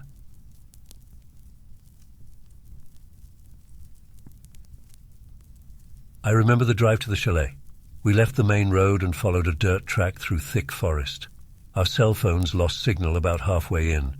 It was just the four of us, me, Mark, Lisa, and Julia. We wanted a Christmas far from crowds and noise, so we picked this remote place. It was late afternoon when we arrived. The chalet looked simple and old, a wooden structure with a small porch, a few windows, and a door that stuck when we tried to open it. Mark had the key. He struggled for a minute, then the door gave way, and we entered. The inside felt cold, but we had plenty of blankets and a portable radio. There was a fireplace, some chairs, and a small dining table. The kitchen had basic utensils. We saw no TV, no internet, nothing that would link us to the outside world. Just what we asked for. We unpacked and checked the bedrooms upstairs. Each room had a single bed and a small dresser. The walls were thin. We could hear each other moving around and talking. We planned a simple dinner. Julia lit some candles while Lisa organized the dry foods we brought. I tried the radio. It picked up faint static, then a soft, muffled singing. It sounded like a distant choir. I twisted the dial, but no clear station came through. I left it on that strange humming sound because it felt a bit comforting in the silent forest. Mark said he would gather some firewood. He stepped outside. After a while, he returned empty-handed, saying he found no chopped logs. We would have to use the few logs in the shed. Those looked damp, but maybe we could dry them near the fireplace. We ate a quick meal of canned soup and crackers. Outside, darkness settled fast. The wind made the trees rustle. After dinner, we checked our phones again. Still no signal. Not surprising. The radio continued to whisper that muffled choir sound. I tried another station. The static changed pitch, but no words emerged. Lisa laughed and said it sounded like ghosts singing. We all chuckled, but I felt uneasy. We stepped onto the porch for some air. The night was silent. The snow-covered ground reflected the moonlight. The forest stood still. No sound of animals or distant cars. We tried talking in low voices, but the silence pressed on us. Eventually, we went back inside and closed the door. Mark said he would try the fireplace. He stacked the damp logs and lit some newspaper. The fire struggled, but eventually a weak flame took hold. Later, we played cards by candlelight. The radio still hummed. We heard a branch snap outside, but when we checked, nothing was there. Julia said maybe it was just heavy snow falling from a tree. We agreed. Around midnight, we decided to sleep. We felt tired, and there was nothing else to do. We blew out the candles but left the radio on low. I slept in one room. Lisa and Julia took another, and Mark took the third. The rooms were cold. I put on extra socks and pulled the blanket tight. At some point, I heard a noise outside my window, a light tapping sound. I froze, holding my breath. The tapping continued, then stopped. I got up and looked outside, just darkness and trees. I returned to bed, heart pounding. In the morning, we discovered something strange. We went outside to see if the snowfall had worsened. Instead, we found no footprints around the chalet except ours from the previous afternoon. But we heard noises, branches snapping, tapping at the windows. Yet the snow was undisturbed. Mark walked around the building checking for animal tracks. Nothing. just a smooth layer of snow. It bothered me, but I said nothing. We had no logical explanation. We decided to explore the surroundings. Maybe we would find a nearby trail or a stream. We walked for about an hour through the trees. The forest was dense.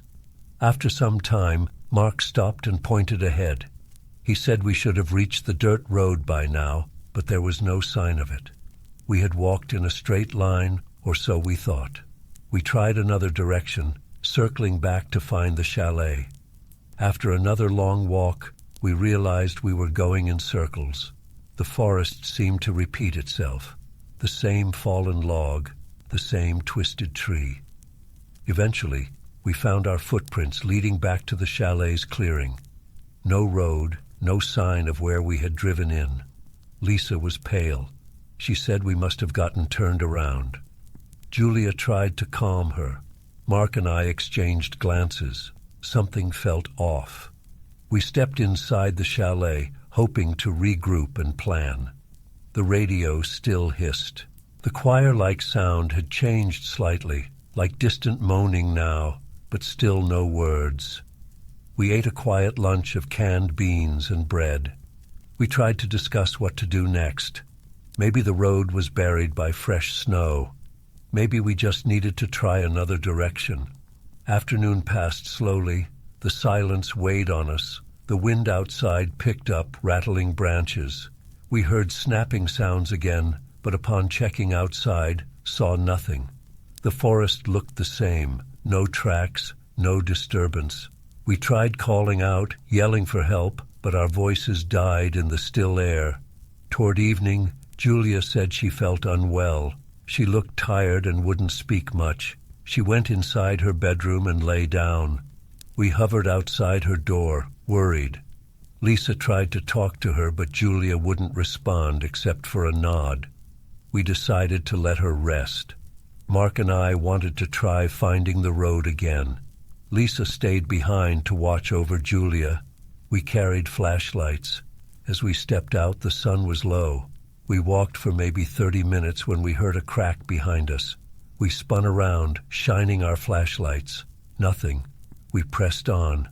Soon we returned to the same clearing again. It felt impossible to leave the area around the chalet. We shouted out of frustration. No echo, no answer. We rushed back inside. Julia was sitting on the living room floor. The radio static sounded louder.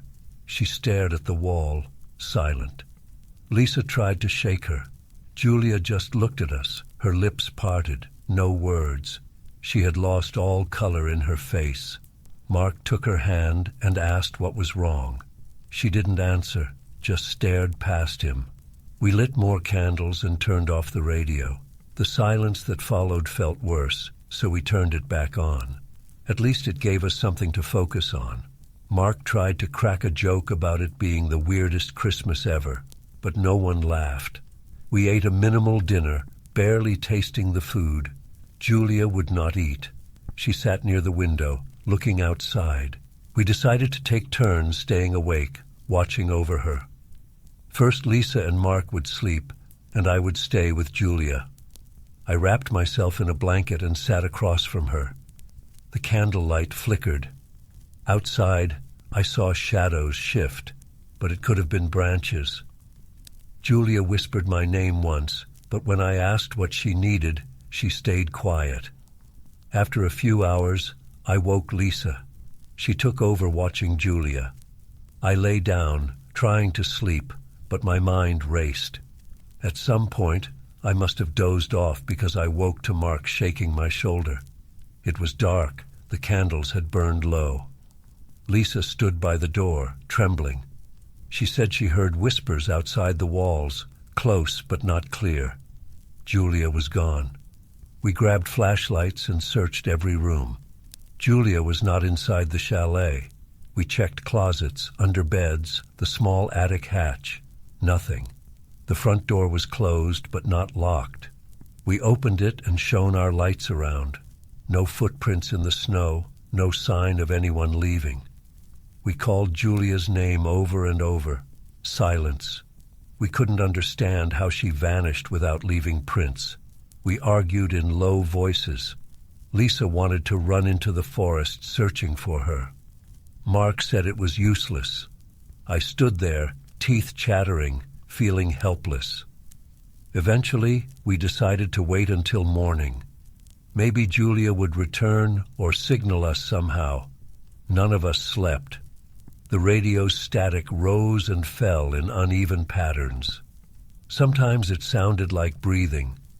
Mark turned it off again, but after a few minutes, he turned it back on. We sat in the candlelight, holding hands, trying to stay calm. In the morning, we tried once more to find the road. We formed a line and marched in one direction, leaving a trail of cloth scraps tied to branches. After an hour, we found ourselves back at the chalet. We followed our own markers in a circle. Lisa cried. Mark kicked a tree, shouting. I felt numb. We went inside, planning next steps. We had limited food. We needed to find a way out. We searched the chalet for tools and found nothing useful. Just some utensils, the radio, a few old decorations on the walls. The decorations were twisted branches tied with hair-like strands. It looked bizarre. I didn't remember seeing them before. We spent the rest of the day trying different directions, always ending at the chalet. The forest was silent except for occasional snaps and rustles we could never locate. Night fell again. We huddled together in the living room. No one mentioned Christmas now. We tried to ignore the date. The silence weighed on us. Around midnight, we heard footsteps on the porch. We rushed to the door, calling Julia's name. When we opened it, no one was there. Our flashlights revealed no tracks. We slammed the door shut. The radio hissed. Mark tried smashing it, but it wouldn't break.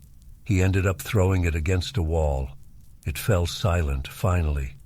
The silence was absolute. Then we heard a soft whisper from behind us. Lisa shined her flashlight. Nothing. We were sure we heard something.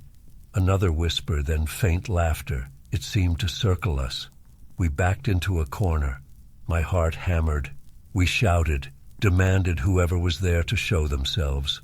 No response, just soft shuffling. As dawn approached, the sounds faded. We cracked open a window, shouting for help, but saw only empty forest. We realized we might never leave. The chalet and the forest kept us trapped. Julia was gone without a trace. We were low on food. We had no plan. Lisa sat against the wall, rocking slightly. Mark paced, muttering to himself. I felt my chest tighten, struggling to breathe.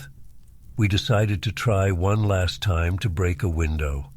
Mark picked up a chair and swung it hard. The glass held firm, not even a scratch. Lisa tried the door with a heavy plank. It wouldn't budge, as if fused with the frame. I tried the attic window again. It was sealed solid. Exhausted, we collapsed in the living room. The quiet pressed in. We realized we were surrounded by emptiness, no escape, no explanation. The forest never changed. The chalet never gave us a clue. We could only wait, hoping someone would come looking for us, or that we would wake from this nightmare. But there was no sign of time passing normally. The days and nights blurred. In the end, we stayed inside, whispering to each other, trying to remain calm, listening for any sound that might mean rescue. We never saw Julia again. No one found us, and we could not find the road. We remained there, trapped in that circle of silent trees, with no path out and no signal to reach the outside world.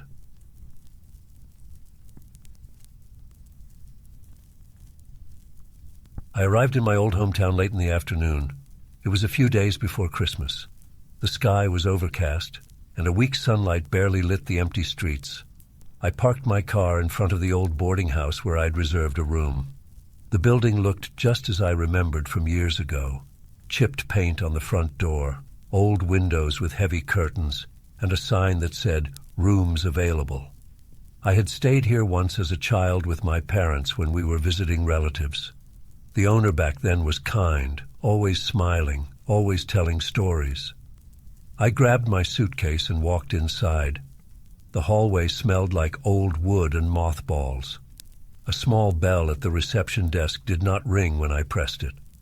I waited. After a minute, an elderly woman appeared from a back room.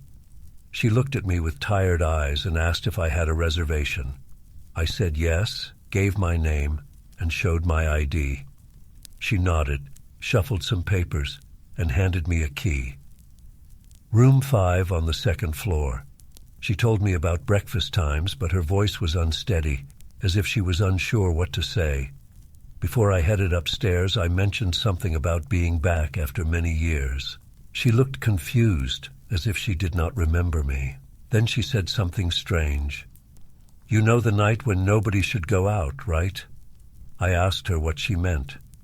She shook her head, said nothing more, and waved me off. I shrugged and went to my room. The stairs creaked. The hallway upstairs was dimly lit by a single bulb. Room 5 was small, with a bed, a dresser, and a chair by the window. The sheets smelled clean, but old. The air inside felt stale. I opened the window a crack and looked outside. The boarding house faced a narrow alley. At the end of the alley I could see a small street lamp flickering. No one walked outside, no car passed. It felt too quiet for a town that once bustled with life when I was a kid. I changed clothes, unpacked a few things, and went back downstairs. I wanted to ask the owner about places to eat. She was nowhere to be found. I tried the bell again. No answer. I noticed an old photo hanging behind the reception desk. It showed the street outside many years ago, crowded with people. I recognized the old church at the end of the block, but in reality, I had not seen that church on my drive in. Maybe I took a different route. I stepped outside. The evening air was cold. I walked down the main street. Most shops were closed or boarded up. No holiday decorations in the windows, no lights, nothing that suggested Christmas was just around the corner. The silence felt unnatural. I passed a few houses and noticed someone watching me from a window. When I looked closely, the curtain moved and they disappeared.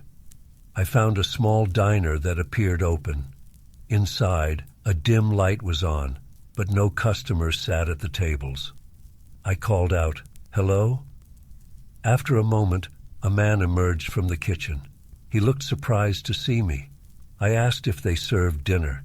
He said they had some soup and bread. I agreed. He seemed nervous, like he did not expect a visitor. I asked him what happened to the town. He shrugged and said people left over the years. No jobs, harsh winters, nothing to keep people around. I asked if there was a church nearby. He said there used to be one, but it burned down decades ago. I mentioned that I remembered it from childhood. He said I must be mixing up memories. I ate my soup quickly. It was lukewarm and tasted bland. The man hovered behind the counter, wiping glasses that looked clean enough already. I paid and left. Outside, darkness had settled fully. The street lamps were few and far between. I noticed that not a single house had Christmas lights, just darkness and closed doors. I heard a soft sound behind me, like a whisper. I turned, but saw no one.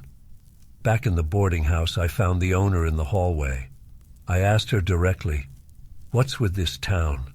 Why is everything so empty?" She said most people were gone. Those who stayed kept quiet. I pressed her about the church. She insisted it burned down long ago. I asked about the night no one should go out. She looked away, pretending not to hear me. I let it go and went upstairs. In my room, I tried to watch something on my laptop. No Wi-Fi. My phone had no signal. I turned on the bedside lamp and read an old magazine I had brought. Every few minutes, I heard faint sounds in the hallway. Creaks, soft footsteps, maybe just the building settling. I tried to ignore it. Around midnight, the street outside fell completely silent. I realized I had not seen a single car pass since I arrived. I turned off the lamp and tried to sleep. The bed was uncomfortable. I tossed and turned. At some point, I heard the sound of bells, church bells, faint and distant. I sat up, heart pounding. I knew there was no church. The diner owner and the boarding house owner both said it was gone. Yet I heard bells. I got out of bed, opened the window, and listened. The sound faded as soon as I opened it. Just silence and darkness again. I decided to go downstairs and see if anyone else heard it. I slipped on my coat and shoes quietly and stepped into the hallway. The corridor was dark now, no lights at all. I used my phone's flashlight. The bulb on the ceiling looked smashed. I reached the stairs and nearly tripped over something. The owner stood at the bottom of the stairs, staring up at me, holding a candle. I gasped, stepping back. She said in a low voice, "You should go back to your room. It's not safe." I asked her what was wrong. She just repeated that no one should be out tonight, that everyone knows this rule. I said I didn't know. She shook her head and told me to lock my door and not to leave until morning. I hesitated. Then I heard a scratching sound at the front door, like someone running nails along the wood.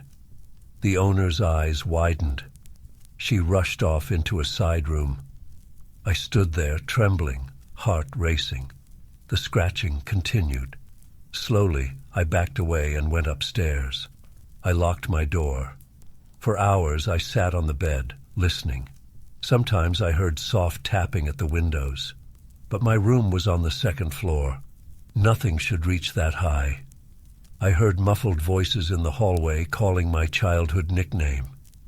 I had not told anyone that name since I arrived. I covered my ears and pressed my back against the wall. I thought maybe I was dreaming, but the coldness of the wall felt real. Eventually, the noises stopped. I must have dozed off. I woke to a pale morning light coming through the window. I got dressed and hurried downstairs. The owner stood at the reception desk as if nothing had happened. She greeted me politely. I said I wanted to leave early. She nodded without surprise. I asked about the noises, the scratching. She looked confused and said she heard nothing. I told her about the candle and her warning. She shrugged and said I must have imagined it. I stepped outside. The street looked different. Dust covered the pavement. I saw footprints around the boarding house, circling it, as if someone walked around it all night. I followed them a short way, but they vanished near an alley. I tried to recall if the alley was there the night before. I could not be sure. I got into my car and drove toward the main road. The houses I passed looked abandoned. Some had broken windows, others had boarded doors. I saw no one, not even the diner owner. I slowed down at the spot where I remembered seeing the diner. The building stood empty, its sign cracked. Inside, I saw overturned chairs covered in dust and no sign of recent use. My heart sank. I pressed the accelerator and got out of town as fast as I could. A few miles down the road, I stopped at a gas station. I asked the attendant about the boarding house. He said the place closed years ago. I said I stayed there last night. He looked at me with concern. I insisted I had a reservation, a key, and spoke to an elderly woman. He shrugged, said maybe I got the wrong building. I asked about the church. He said it burned down long before I was born. Many people left after that. The town never recovered. I paid for my gas and left, feeling uneasy. As I drove farther away, I checked my phone. It caught a signal now. I looked up the boarding house online. No recent listings, no reservations. The place was mentioned in old articles as having closed after the owner passed away years ago. I kept driving, not sure what was real. I knew I stayed there. I had a key in my pocket. I pulled over to check. The key was gone. Maybe I left it behind. Maybe it never existed. I tried to calm down. The day was bright. Cars passed me on the highway. The world felt normal again. I never returned to that town. I never shared the details with anyone. But I remember everything. The quiet streets, the old boarding house, the strange warnings, the scratching at the door, and the faint sound of bells in a place with no church. It happened. I was there, and I left before I could understand it.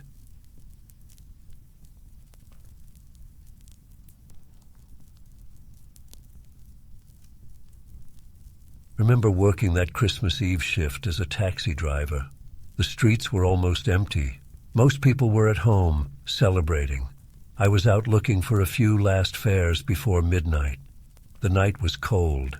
My heater hummed softly, and the radio struggled to find a stable station. The city felt different, quieter than usual. Lights on trees and in windows blinked in a slow, uneven rhythm. Around 10 at night, I received a call from the dispatch. They mentioned a pickup at a small side street near the old part of town. It was unusual to get a fare from that area so late, but I needed the work. I drove over, following a familiar route. The address looked dark and empty. No holiday lights, no movement. I slowed down and rolled down my window a bit, expecting to see someone waiting on the sidewalk. A figure stepped out from behind a parked car, a woman wearing a long gray coat. She approached the cab silently. I leaned over and unlocked the passenger door. She climbed into the back seat, her movements smooth and quiet. She carried no bags. She gave me no greeting. I turned slightly and asked, "Where to?" She raised her hand and pointed forward, as if indicating to start driving. Her face was partly hidden by the coat's collar and a hood, but I noticed she wore no scarf or gloves, despite the cold. I checked the rearview mirror to see her face, but I caught a strange detail. I couldn't see her reflection. I saw the back seat, the dark shape of the seatbelt, but not her. I blinked, leaned a bit, adjusted the mirror. The mirror showed an empty seat. Yet, when I looked directly over my shoulder, there she was, sitting still. My stomach tightened. I told myself maybe the angle was bad, maybe the dim light played tricks. I decided not to think about it too much. I asked again, "Where would you like to go?" She did not answer. Instead, she raised her hand again, pointing to the right. The street ahead was deserted. I shrugged, put the car in drive, and started forward. The meter clicked on. The radio crackled. I tried a friendly approach. "Quiet night, huh?" No response. She just kept that slight, odd smile. The corners of her mouth turned up, but no warmth in her eyes. I reached an intersection. The traffic light was out, probably broken. I asked if I should turn.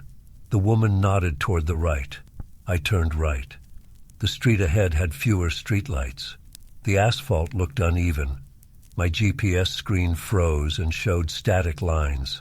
I tapped it. Nothing. The radio picked up strange whispers. No proper music or voices, just muffled sounds. I tried a different station. No luck. Just a faint scratching noise. The passenger sat quietly, watching me. I tried to break the silence. "Cold night for traveling. Are you going far?" She gave no sign she heard me. I glanced in the mirror again. Still no reflection of her. My pulse quickened.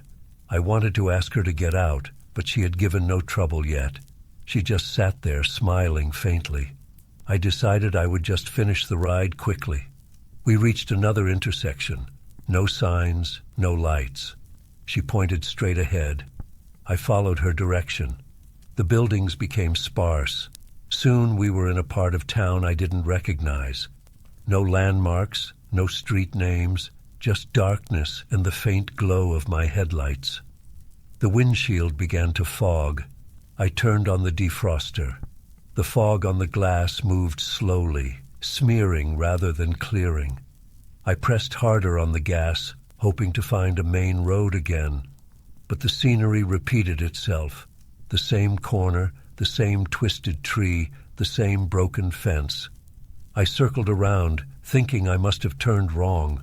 But no matter which way I went, we ended up on that same corner with that same tree.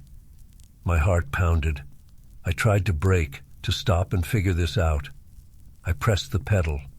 It felt soft and unresponsive. The taxi kept moving. I tapped the brake harder. No effect. I lifted my foot off the gas. The car did not slow. It moved steadily forward, as if controlled by something else. I felt sweat on my forehead, despite the cold. I tried the steering wheel. It turned, but every turn brought me back to that same spot. I looked over my shoulder and said with a shaky voice, "I can't find a way out. I need an address, something." She watched me, that slight smile never changing. Her eyes reflected a bit of the dashboard light. She showed no fear, no frustration, just calm observation. I wanted to jump out of the car, but we were moving, and the doors refused to unlock.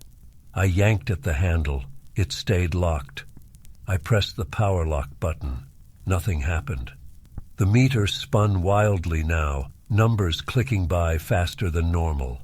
The radio sputtered out a few notes that sounded like distorted Christmas carols, played too slow and too low in pitch. The trunk made a sound as if bells jingled inside. I had nothing in the trunk except a spare tire. The bells rang softly, out of sync, making my scalp prickle. My throat felt dry. "Listen," I said, "I need to stop. I can't drive like this." Still no answer from her. I tried to watch the road, but it offered no clues. Just darkness, the same repeating elements. I thought about calling someone, but my phone had no signal. The GPS screen still showed static. The taxi's own clock blinked random numbers. I decided to try something else. I turned the wheel sharply to the left, hoping to hit a curb or a fence, anything to stop. The car turned but ended up on the same path again. It was impossible. My breathing became quick and shallow. My hands shook on the wheel. I felt trapped in a loop, with no control. The passenger sat behind me, silent and calm. After what felt like hours, I heard the passenger speak. Her voice was low, almost a whisper. She said my name. I didn't remember telling her my name. My chest tightened. She said it again, softly. Then she said, "Stop trying." I tried to answer, but my mouth felt numb. She repeated, "Stop trying." The car's headlights flickered. The radio static rose in volume, blending with the sound of bells from the trunk. I clenched my teeth and asked, "What do you want?" She leaned forward, close enough that I could feel a chill, as if her breath was ice. She said, "Forward." Just that one word. Forward. I pressed my foot down on the gas, hoping maybe speed would break the loop. The engine revved, and the car surged ahead. The scenery blurred. The tree and corner whipped past again and again. I felt dizzy. The windows fogged completely. I saw only darkness outside. The dashboard lights dimmed. The needles on the gauges spun aimlessly. The passenger leaned back, her face hidden in shadow. I thought about trying the door again, but I knew it was useless. The car began to lose any sense of motion.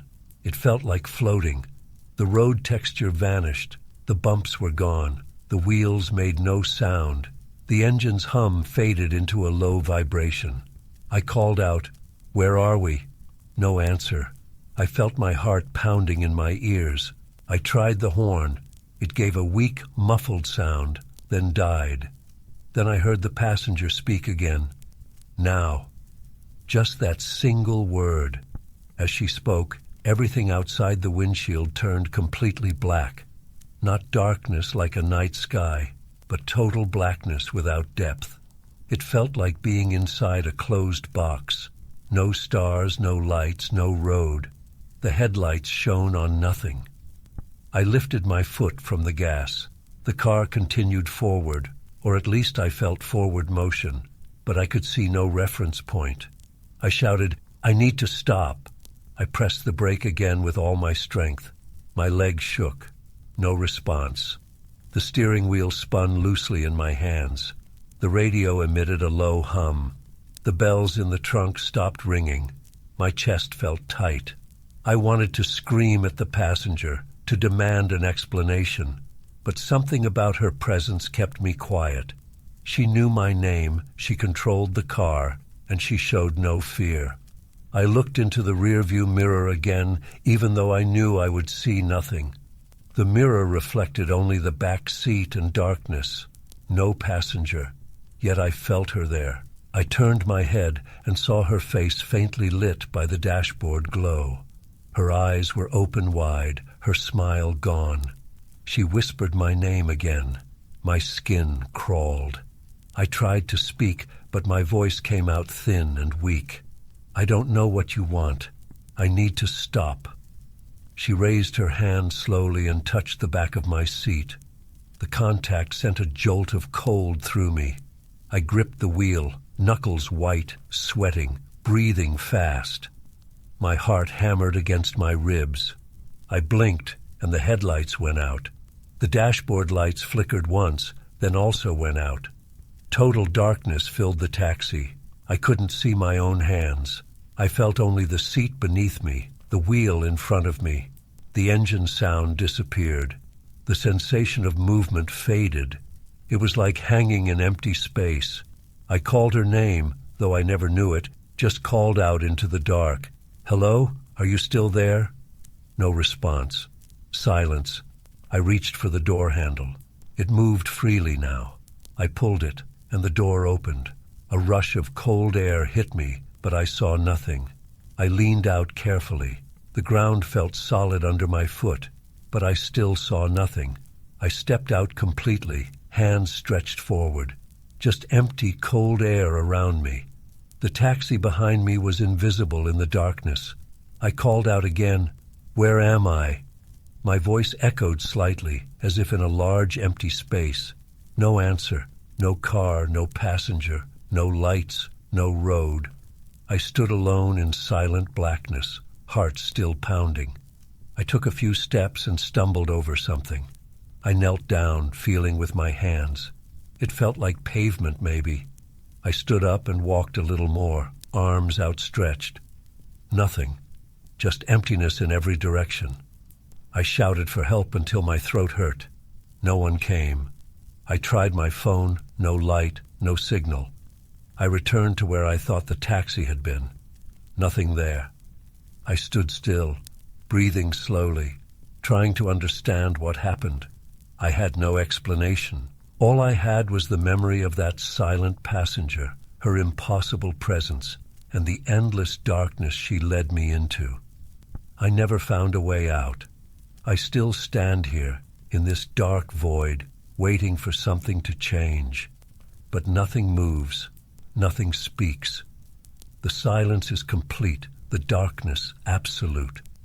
I remember the city, the empty streets, the strange instructions, and the feeling of losing control. I remember her face, her voice, her cold hand on my seat. I remember everything, and I stand here alone with no end in sight.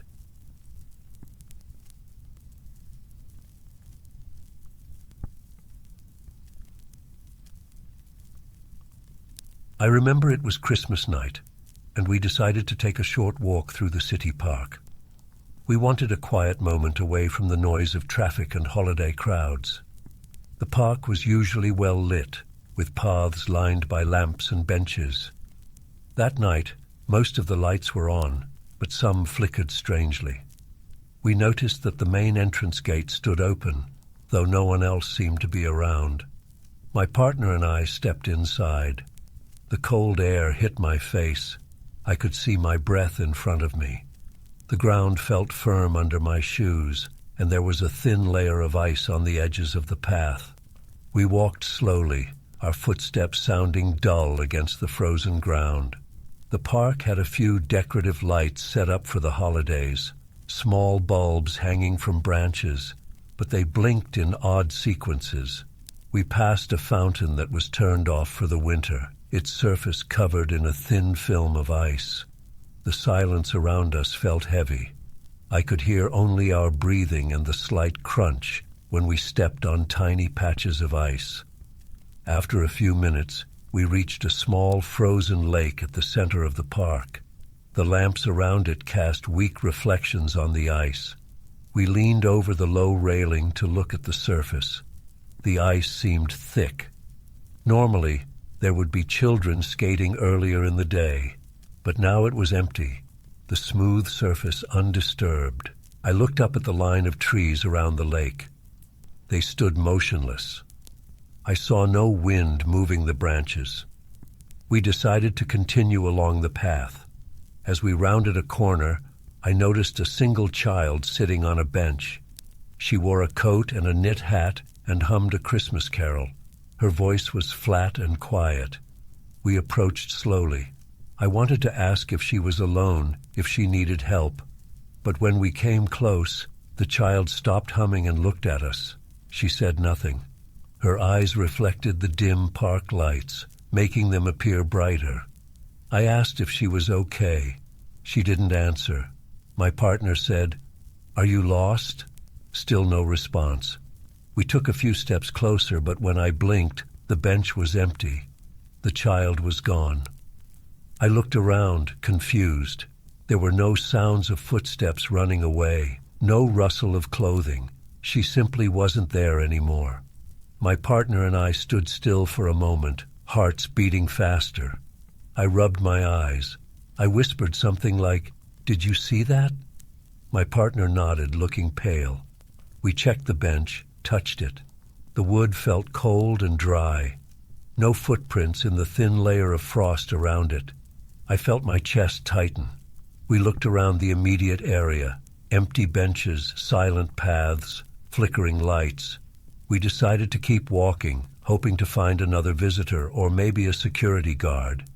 The path led us deeper into the park. We passed a small bridge over a frozen stream. The water beneath the ice looked dark. I tapped the railing of the bridge, hearing a hollow sound. We listened for any hint of movement in the bushes or behind the trees. Nothing, just our breathing and the slight hum of distant city traffic beyond the park's boundary. After a few more minutes, we realized the exit should have been visible. We had walked long enough. I remembered the park's layout. We should have reached a set of stairs leading to the main avenue by now. Instead, we found ourselves facing another row of benches, identical to the previous ones. A few decorative lights blinked overhead. I recognized the blinking pattern. It looked the same as near the entrance. My pulse quickened. I felt a slight chill on my neck, and my partner's hand tightened around mine. We tried to head back the way we came, certain that if we retraced our steps, we would find the main gate. We followed the path carefully, keeping track of each turn. The lamps gave off a weak light, just enough to see the asphalt under our feet. The silence pressed on my ears. My mouth felt dry. After a few minutes of walking back, we saw the frozen lake again.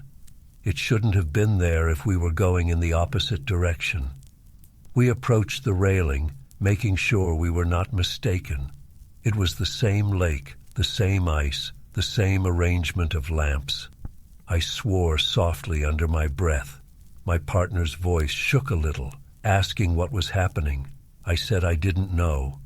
We tried another direction, choosing a different path.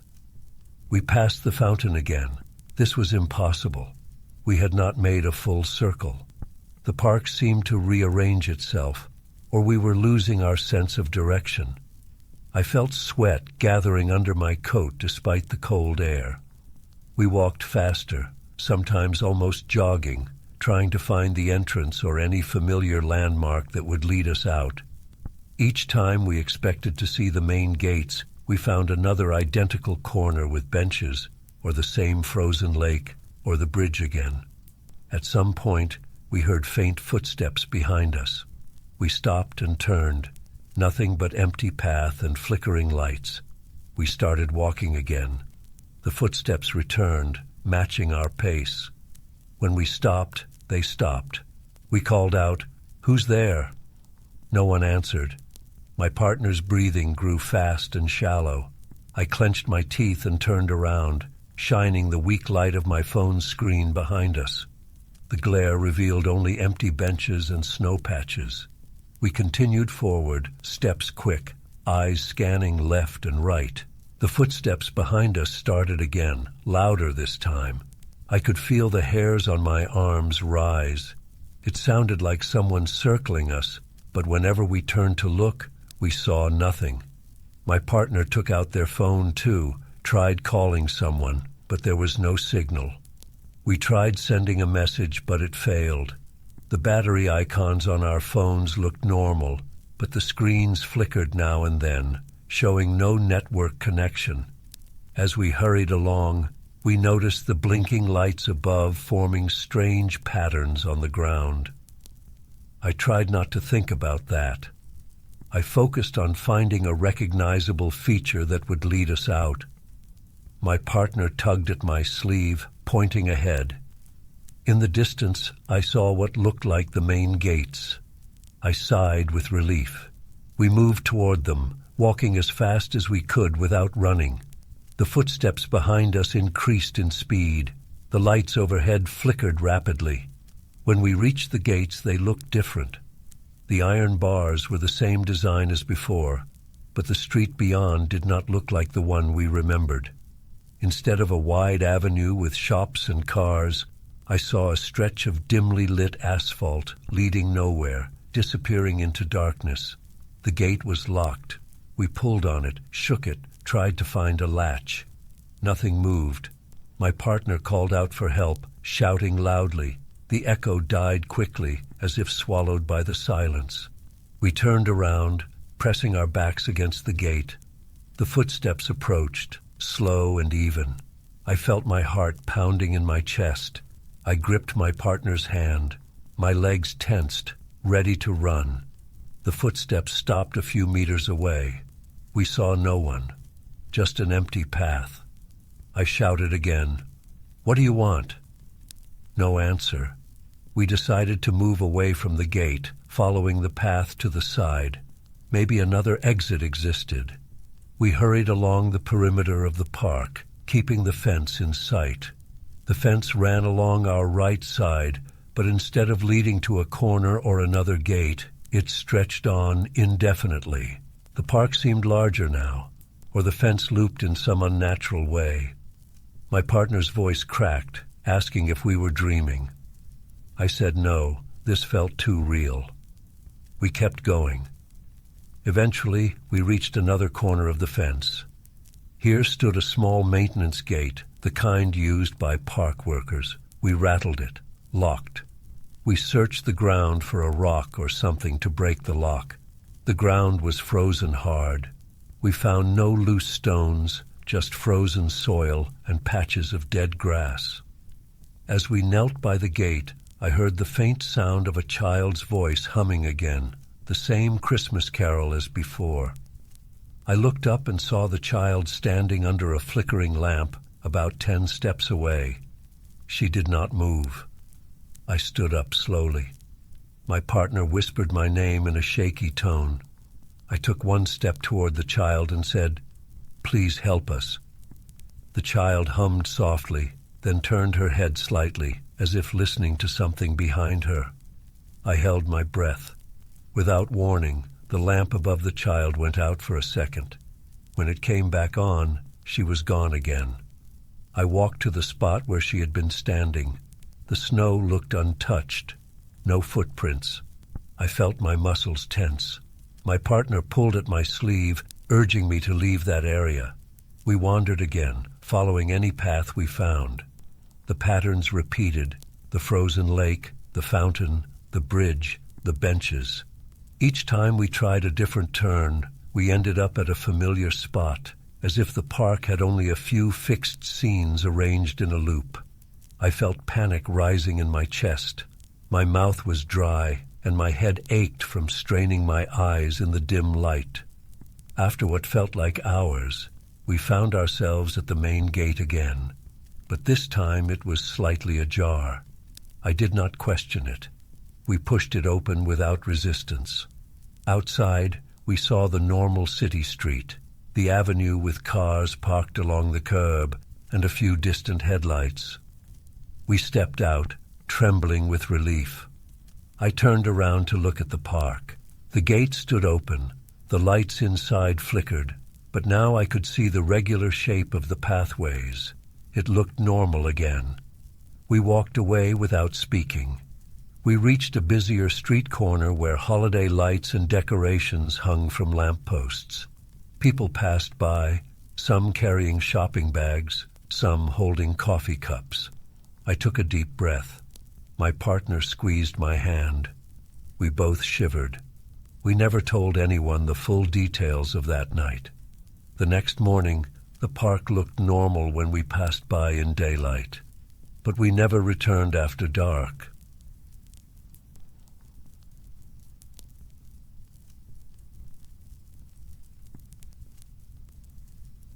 I remember it started around late afternoon on December 24th. My wife and I were trying to find our way back to the main road. We had our 2 kids with us. We were supposed to be at my brother's place by nightfall. He lives about 3 hours south of the city, and we had tried to take a coastal route to enjoy the scenery. We ended up somewhere we didn't recognize. The lighthouse that we'd been using as a marker went dark without warning. One moment it was there, steady in the distance, then it vanished. I pulled over near a stretch of sand and seaweed, and the smell of rotten algae hit us right away. The odor made me cover my nose with the back of my hand as I rolled down the window to look around. I stepped out of the car, my boots sinking slightly into damp sand. There was no wind. The place looked like a small fishing area long abandoned. I could see a low structure with broken windows and a door that looked half off its hinges. My wife was in the passenger seat watching me. Our children were quiet in the back seat, both of them staring at the strange landscape. The sky was darkening, and there was a faint red glow far out where I assumed the lighthouse should have been. I held the map in my hand, trying to find any recognizable landmark, but everything seemed off. I walked around the car. There were no other vehicles anywhere. The only sound was the distant water lapping at the shore and something else, very low, like whispers or quiet singing. I listened carefully. It sounded like a Christmas carol, but the words were all wrong, as if someone was mumbling them or mispronouncing them. I felt my jaw tighten. I didn't like this. I told my wife that maybe we should check that small building for a sign or something that could help us. She didn't like the idea, but we didn't know what else to do. I walked up to the door. The sand crunched under my boots. When I touched the doorknob, the door creaked and opened on its own. Inside it was dark, but I could make out shapes. The smell inside was stronger, a mix of stale air and rotten seaweed. I didn't see anyone. The floor was uneven. There were some mannequins dressed in old Santa Claus outfits. The suits were faded and looked stiff. The mannequins had blank faces. Their eyes were painted on, but the paint was chipped. I tried to ignore them and looked around for a lamp or a light switch. There were some holiday lights strung around the broken windows. They flickered red and green. I looked for a power cord but didn't see one. They just blinked as if connected to nothing. I stepped back outside and told my wife what I saw. She shook her head. My kids were in the car watching me. I tried to smile at them, but I could feel sweat on my forehead. My heart was beating faster. I told my wife we should try to use the map again. I pulled it out, and as I tried to hold it steady against the car's roof, the paper started to tear and crumble. I watched it turn to dust in my hands. That made no sense. It had been fine just a few minutes before. Now we had no directions. I looked at the sky, trying to find the North Star or something, but the clouds were thick and low, and the shoreline didn't look right. We could see no familiar shape in the land. I asked my wife to check the car's GPS again, but it only showed static. Our phones had no signal. The kids were getting nervous. I told my wife to get everyone back inside the car. I wanted to drive back to where we had come from. Even if it took longer, at least we might reach the main road. But when I got behind the wheel and looked in the rearview mirror, I noticed that the tire tracks we had left behind were gone. The sand behind us was smooth. It didn't look like anyone had driven there. I pushed the start button and the engine came to life. The headlights illuminated the sand and some driftwood up ahead. I turned the wheel to go back, but I couldn't see the way we had driven from. The place looked different now. The contours of the coast had changed. It was as if the beach stretched in every direction, with no visible exit. The sea was there to one side, endless and dark, and on the other side was just more sand and some low shrubs that looked half dead. I felt a dull ache in my stomach. My wife asked me what was wrong. I said I didn't know how to get us out of here. She told me to stay calm. She turned around to calm the kids, telling them that we would figure something out. I took a deep breath and decided to step out again. I walked toward the shoreline, hoping to see something recognizable. The sand got wetter, and I could feel my shoes getting heavier. I stared out at the ocean. The waves were slow and steady. There was no boat, no light, no buoy. I turned around and looked at the building. The door was still open, and the mannequins were inside, unmoving. As I approached the building again, I noticed something else. The whispering or singing was louder. It sounded like several voices humming a tune, maybe Silent Night or some other carol, but the melody was all twisted. I looked back at the car. The headlights lit up a patch of sand, and I could see the shapes of my wife and kids inside. I felt relieved that they were there. I knew I had to find a way out. I went inside the building, stepping carefully around some old nets and ropes on the floor. I found a table leaning against the wall. There were some empty cans and old fishing hooks scattered around. The mannequins were off to the side, 3 of them, all wearing those dirty Santa suits. Their hats were drooping. I ran my hand along the table, hoping to find a flare or something that could guide us. Then I realized the lights on the windows were flashing irregularly. I turned to see if there was a battery pack or a generator. I found none. I tried the back door, but it was blocked by something heavy. I stepped outside again. The air felt colder now. I looked at the horizon. The lighthouse was visible again, but its light was red and steady, not rotating. It did not guide ships. It looked more like a warning. I decided we should drive toward it. Maybe there was a path leading from its base. I hurried back to the car and told my wife that we were going to try to reach the lighthouse. She didn't argue. The kids didn't say anything. They just watched me. I could tell they were scared. I started driving slowly, aiming the car toward where I saw the red glow. The tires moved over the sand without much resistance. The car's headlights picked up small shells and bits of dried seaweed. After a few minutes, we reached a point where I thought we should see the lighthouse up close, but it still seemed distant. I kept going. The minutes passed, and the lighthouse did not get any closer. I checked the dashboard clock. The time had not changed. It was stuck at the same minute, a few minutes before midnight. My wife pointed at the clock and asked if it was broken.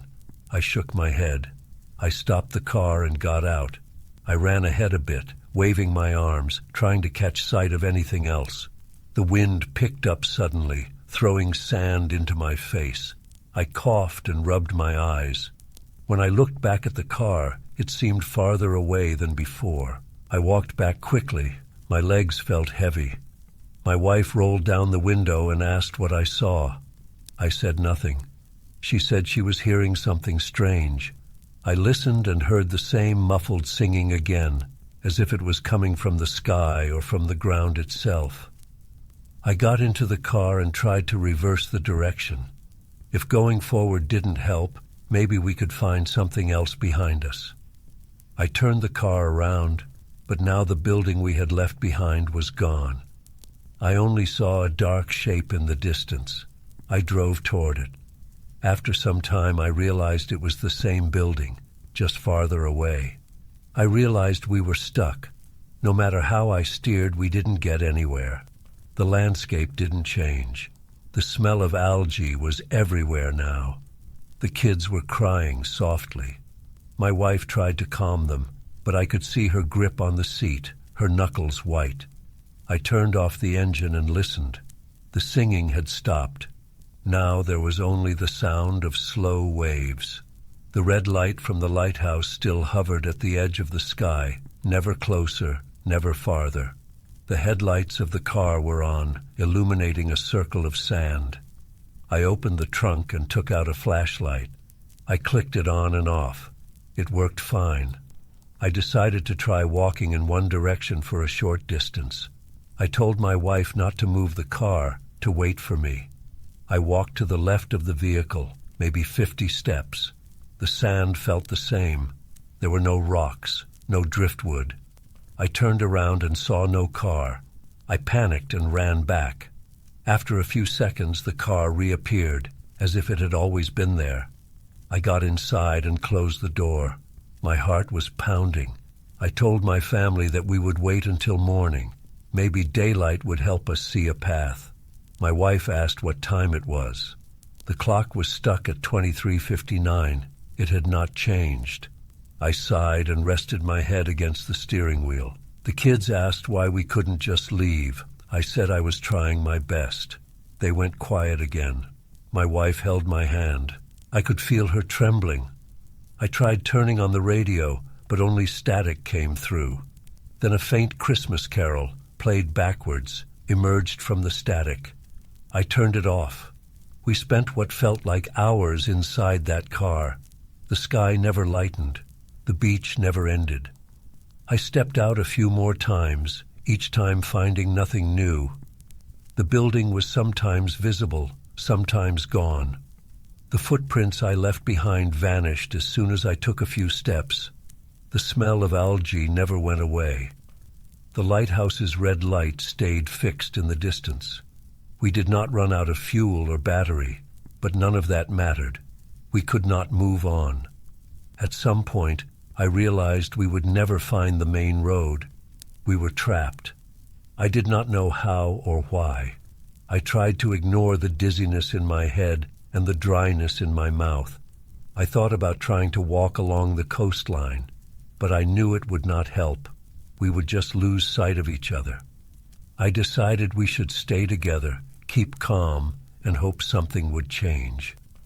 I watched the broken windows of the old building from afar.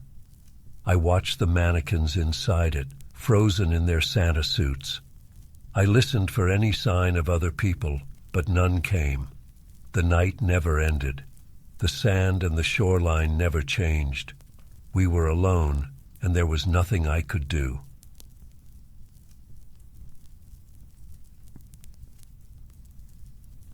I arrived in that village on the afternoon of December 24th. I had left my car parked at the edge of the main road, expecting to walk through a cheerful Christmas market, maybe buy some small gifts, have a cup of hot chocolate, and then drive back home. I had time. The snow fell lightly, and the decorations were bright from a distance. But as I approached, something felt off.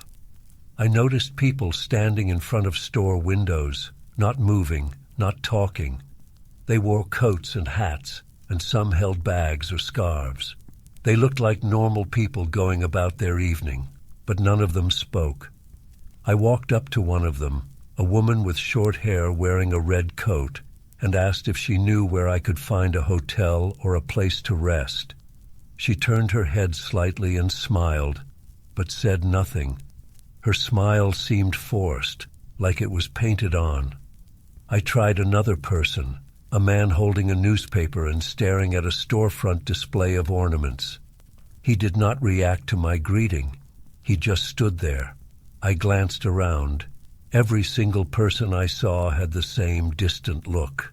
They were all still, like mannequins. I felt a knot in my stomach. I tried to hear something. There was music playing somewhere, the kind of muffled Christmas carols you might hear from old speakers. It sounded far away, and the notes were unclear. There was no normal chatter, no footsteps besides mine. I began to feel uneasy. I called out loudly, "Hello? Is anyone here who can talk?" No one answered. The people did not turn to look, except for one or two who shifted their heads slightly, but did not open their mouths. I checked my phone. No signal. I tried to remember the way back to my car. I turned around and walked the way I came. After a few steps, I looked back at the street behind me. It was gone. Instead of the road I had taken, there was just a blank alley ending in a wall. I must have been mistaken. I retraced my steps carefully, but every path led me to the same central area, a small plaza with a large Christmas tree, a few benches, and some wreaths hanging from lampposts. I noticed the snow on the ground had strange, dark stains. They looked like symbols, but I could not understand what they meant. I bent down and touched the snow. It was cold and damp, felt like normal snow, but the markings disturbed me. I scraped at one with my glove, trying to erase it, but as soon as I did, it seemed to reappear somewhere else. I stood up quickly. My breathing was fast. I tried to stay calm.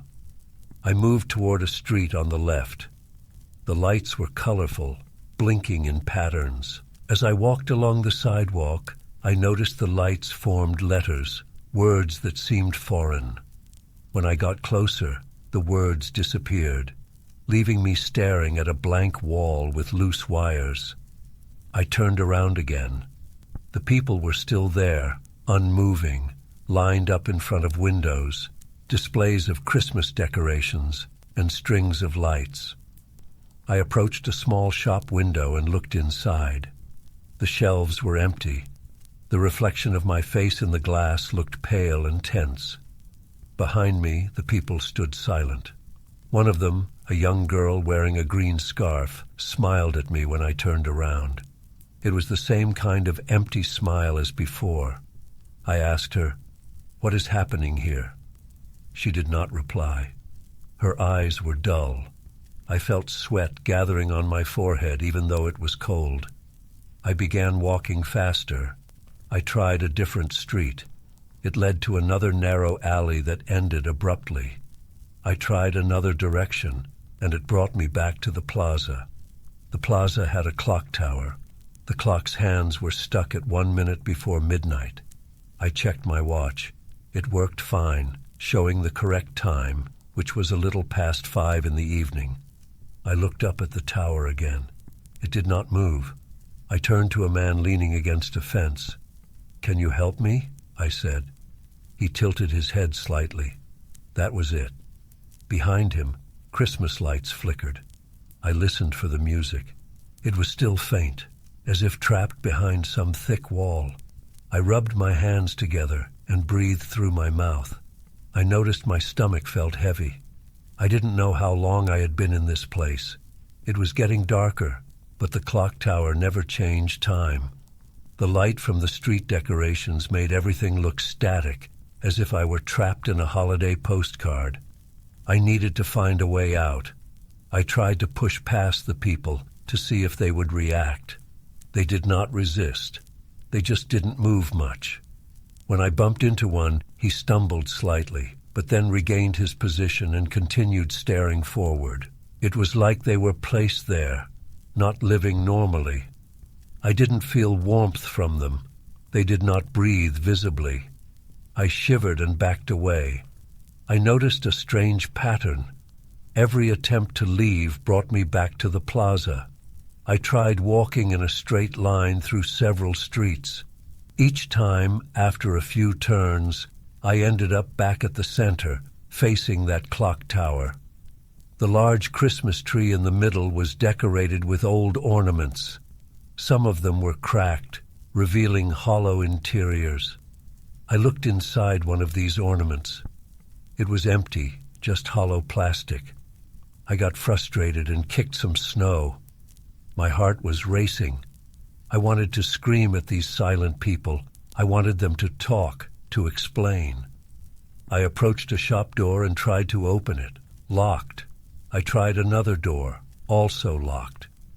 I picked up a piece of rock from the ground and hit a window. The glass did not break. It only rattled dully. I tried harder, hitting it multiple times until my arm hurt. Nothing happened. I gave up and threw the rock aside. The muffled music grew slightly louder. I followed the sound. It led me down a side street with dim lights. I saw a group of figures standing in a corner, holding small boxes wrapped like gifts. They all faced a blank wall. I walked around them, putting my hand on one's shoulder. It felt like cloth over something hard. I pulled my hand back. I whispered, "Please, someone talk to me." No reply. I stepped away, breathing through my nose, trying to keep calm. As I moved back toward the plaza, I saw something strange. The street I had just come from didn't exist anymore. Instead, there was a dead end. I ran to the spot where I expected the opening, but it was solid brick. I touched it, feeling its rough surface. I turned around, and the figures were still there, but the gifts in their hands seemed to have changed position. I felt a cold sweat break out on my back.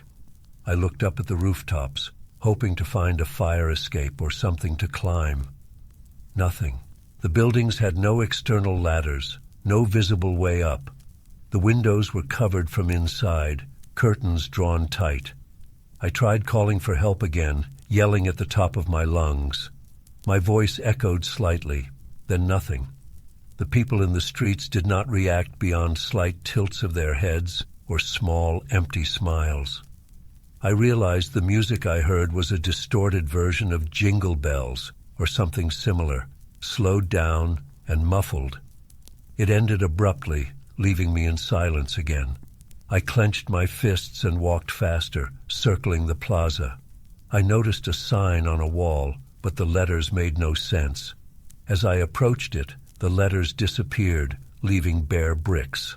I backed away, and the letters reappeared in my peripheral vision, but vanished if I tried to read them directly. After some time, I felt exhausted. My legs ached. I tried sitting on a bench near the Christmas tree. The bench was cold. I watched the figures around me. They stood in small groups, facing windows or staring at decorations, not reacting to anything I did. I wondered if I would be stuck here all night. The clock tower never moved forward. It remained at 1 minute before midnight. I got up and tried another approach. I would follow the perimeter of the plaza, feeling every wall with my hands, looking for a hidden door or passage. I touched bricks, wood, decorations. Nothing opened. Nothing gave way. The people were like statues. I bumped into them, pushed them aside, and they would slowly return to their previous positions as soon as I turned my back. When I looked again, they were standing as before, as if I had never touched them. I noticed a mechanical Santa Claus figure near the center of the plaza. I had not seen it before. It was large, about the size of a human. It wore a red suit and a fake beard, and its eyes were made of glass. I moved closer. Its eyes followed me. It turned its head slightly. I stopped and felt my heart thump hard. I circled it carefully. It turned to keep its eyes on me. I heard a faint clicking sound inside it like gears. I reached out a hand, but stopped short of touching it. The Santa figure raised its arm slowly, pointing at me. I stepped back. Its finger trembled as it pointed. I glanced around.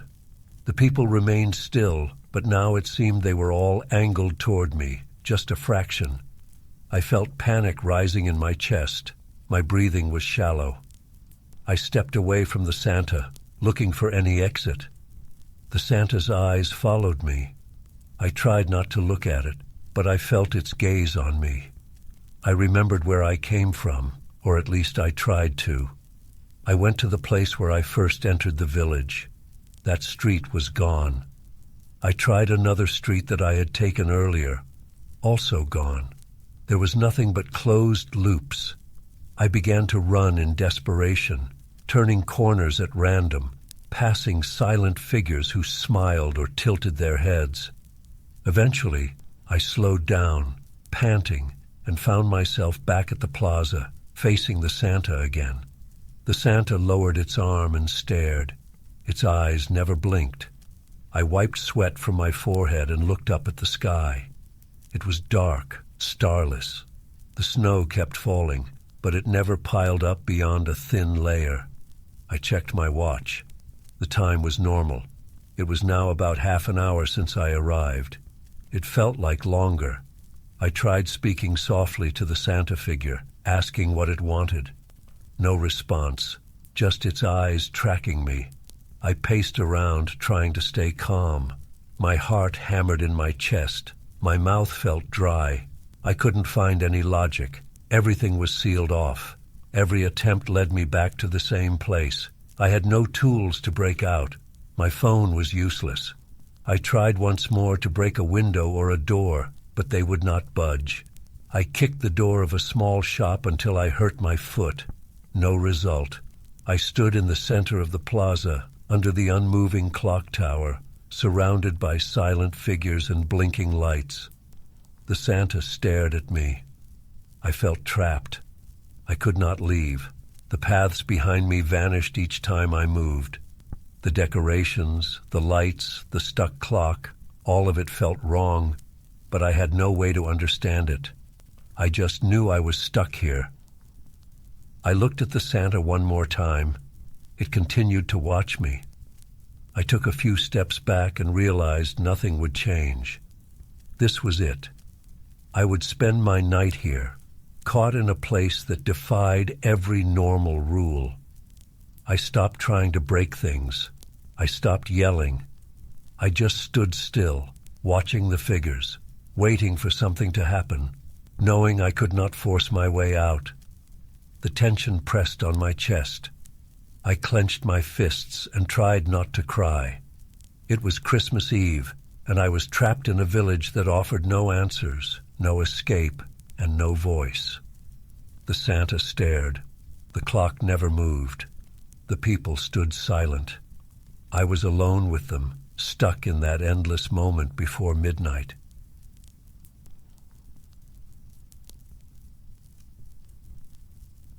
Started my shift in the warehouse around 8 at night on December 24th. It was supposed to be quiet. My supervisor had said nobody would come in. All the Christmas stuff had failed to sell, and it was stored here for now. The place was large, with rows of shelves stacked with decorations, plastic wreaths, fake trees, ornaments, those mechanical reindeer. I was alone. The back entrance was locked, and I had the keys. There was no reason anyone should be inside. The overhead lights were a dull white, buzzing slightly.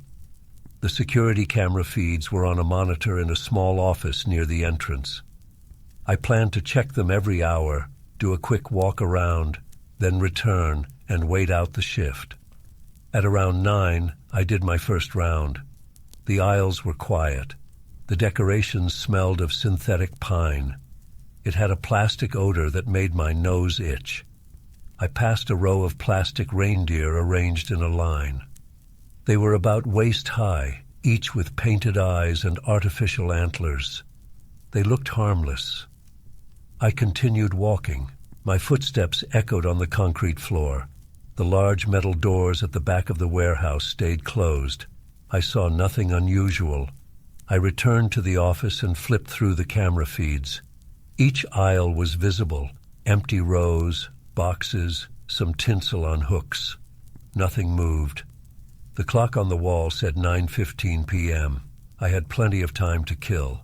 The radio on the desk was old and crackled with static, so I turned it off. I tapped my phone screen.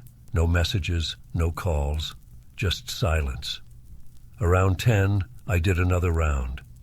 This time, I thought I smelled something different, a stronger scent of synthetic pine, almost sour. I coughed. The air felt heavy. I approached the aisle with the reindeer. I paused. I remembered clearly that there had been a row of 4 reindeer lined up facing the same direction. Now I saw one of them angled differently, as if turned to the side. I walked up to it, tapped it with my foot. It was solid plastic. I shrugged. Maybe I remembered incorrectly. I pushed the reindeer back to line up with the others. I checked the rest of the row and found nothing out of place. I continued on, shining my flashlight into darker corners. Everything looked normal. Back at the office, I watched the cameras. The images flickered. One feed showed a mild distortion, like a faint glow. I squinted, thinking maybe the equipment was old. I tapped the side of the monitor. The image stabilized. I saw only empty aisles.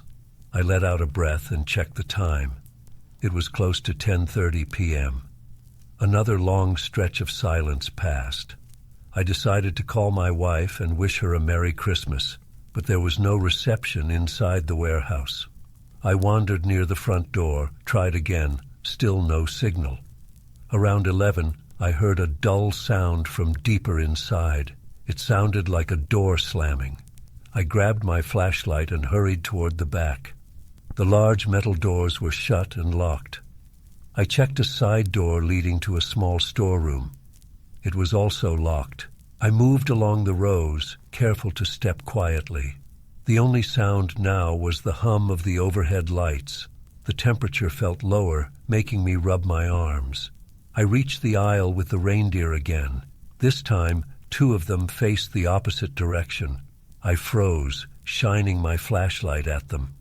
They looked the same as before, except now their painted eyes seemed to glare at me. I swallowed hard and stepped closer. I tried pushing them back to their original position. They were heavier than I remembered. I managed to turn them, forcing them to line up as I first saw them. My heart was pounding. I told myself I was just tired. I returned to the office. The cameras showed empty aisles again. I scanned each feed slowly. Nothing moved, but I noticed a slight flicker in one corner of the screen. I leaned in, pressing my face close to the monitor. It was just a shadow from a stack of boxes. I relaxed and sat back, running a hand through my hair. The smell of plastic pine drifted in from the corridor. It was making me feel sick to my stomach.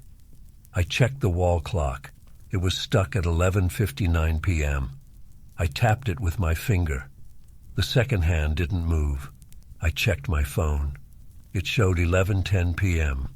I shrugged and assumed the clock was broken. I picked up the warehouse phone on the desk to see if it had a dial tone. It was silent. Suddenly it rang, making me jump. I lifted the receiver and said hello.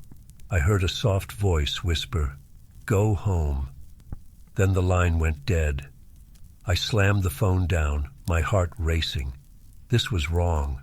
No one should have that number. I told myself maybe it was my supervisor playing a prank. But he had no reason to do that. I stepped out of the office and shone my flashlight around. The aisles were quiet.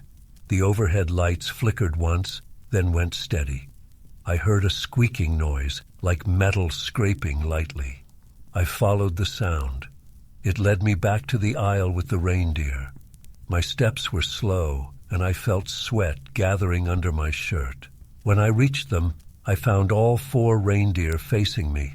They formed a line pointing right at where I stood. I felt a chill run down my spine. I stepped closer, touching one to prove it was just plastic. Its surface was cold and smooth. It did not move in my hand. I pulled it sideways, but the moment I let go, it seemed to slide back an inch on its own. I stumbled back and nearly fell. I backed away, shining my flashlight at the ceiling, the floor, looking for wires or something mechanical. I saw nothing. The silence pressed in on me. My heart pounded in my ears. I whispered to myself that I should leave. I had keys to the front door. I could just go. But I had a job to do, and I didn't want to explain why I left. I decided to check the gate near the entrance and make sure I could leave if I needed to. When I got to the front gate, I tried unlocking it. The key turned, but the gate didn't open. I pulled on it hard. It was stuck. I rattled it, feeling panic build in my chest. It felt locked from the inside somehow, but I had the only key. I hit it with my shoulder. No movement. The overhead lights flickered again, turning red and green, as if connected to some holiday pattern. The sudden color change made my eyes hurt. I shouted, "Is anyone here?" No answer, just the distant hum and the smell of plastic pine. I ran back to the office to check the cameras. On the monitor, I saw something odd. One aisle showed a faint silhouette. It was like a distortion, a shape of a person standing still. I leaned in, blinking hard. The silhouette vanished as soon as I focused on it. I changed camera views. Another aisle showed a brief flicker of light. Then nothing. I breathed heavily, trying to steady myself. I caught a glimpse of my reflection in the office window. For a second, I thought I saw someone standing behind me. I spun around. No one was there. My chest felt tight, and I gritted my teeth. The radio on the desk crackled. Without me turning it on, it started playing a faint Christmas carol backward. I recognized Silent Night, but in reverse. It made my skin crawl. I slammed the radio off, but the static continued for a few seconds before dying out. I checked my phone again. Still no signal. I grabbed my flashlight and decided to try the emergency exit at the back. It had an alarm, but I didn't care. I walked carefully through the aisles, keeping my back to the shelves, checking behind me every few steps. The reindeer aisle was empty. The reindeer were gone. I stopped breathing for a moment. I looked around with the flashlight beam. No sign of them. I forced myself forward, trying not to think about it. After a few more steps, I saw them at the far end of another aisle, all four standing side by side, blocking my path. I cursed under my breath and changed direction, cutting through a side passage. As I moved, I heard chains rattling. The warehouse had some chains hanging from the ceiling near the loading dock. They were swinging without any wind. I ducked under them, trying to avoid touching them. The sound set my teeth on edge. I reached the emergency exit door. It had a big red push bar. I pressed it. The door didn't budge. I pressed harder, throwing my shoulder into it. Nothing. It was as if the door was welded shut. I hit it repeatedly until my shoulder hurt. Still nothing. I felt trapped. My breathing was shallow, and my hands shook. I turned around and aimed my flashlight up and down the corridor. The lights overhead blinked red and green, faster now. I heard the radio crackle from the office, even though I had turned it off. The smell of synthetic pine grew stronger, making my eyes water. I stumbled forward, trying to find another exit, but every path led me to locked doors or blocked passages. At one point, I turned a corner and found the reindeer standing in front of me again. This time, they were arranged in a semicircle, as if surrounding me. I screamed at them, swinging my flashlight like a weapon. I hit one on the side. It fell over with a hollow plastic sound, then slid upright by itself. I backed away, my heart pounding so hard it hurt. I checked my watch. It was stuck at 11:59, just like the wall clock.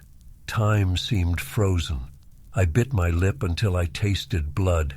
I had to get out. I ran back to the office, grabbed the office chair, and smashed it into the glass panel near the entrance. The glass didn't break.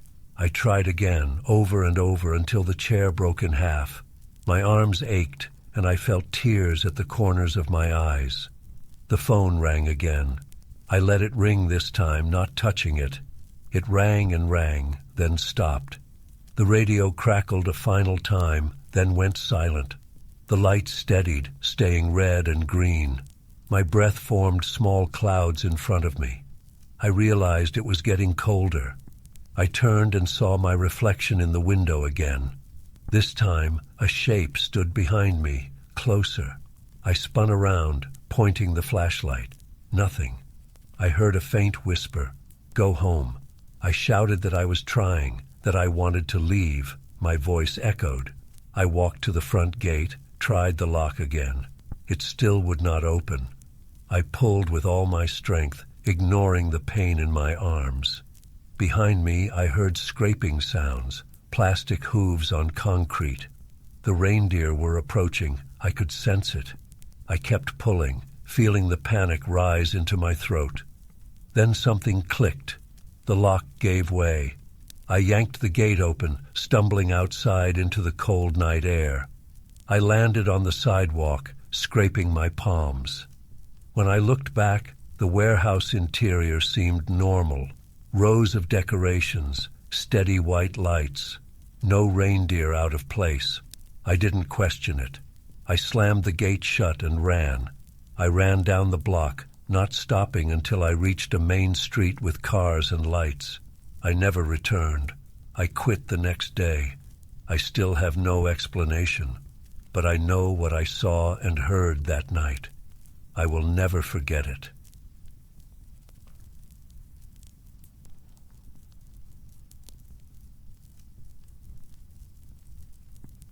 Stepped onto the forest trail near my home early in the afternoon on December 24th.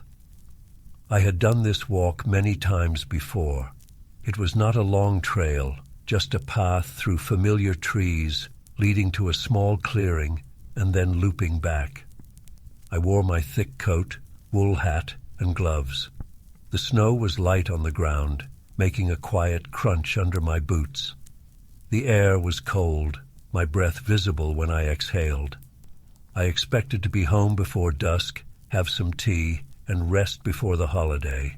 There was no rush. I knew the way.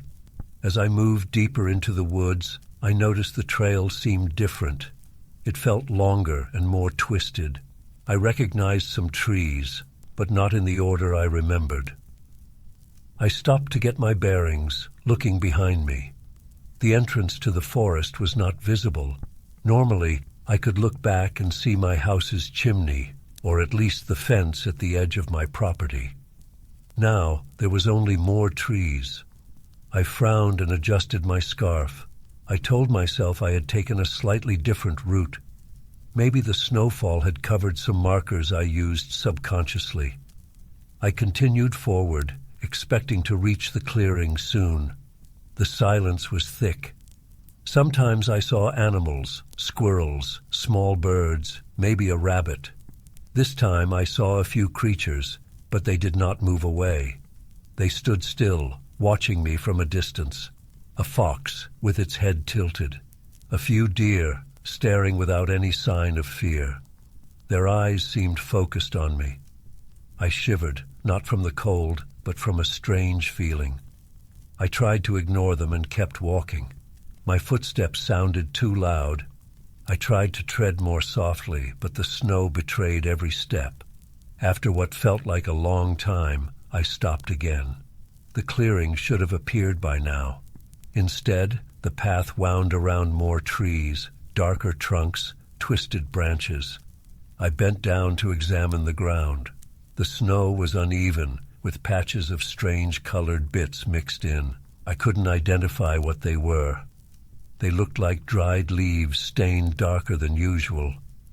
I tried brushing some aside with my boot, but they stuck to the ground. I gave up and continued forward. The light started to fade. It was not late enough for sunset yet, but the sky was clouded and gray. I looked at my watch. I had been walking for longer than expected. I decided to turn back. I thought if I retraced my steps, I would find the forest edge and return home. I spun around and began to walk back.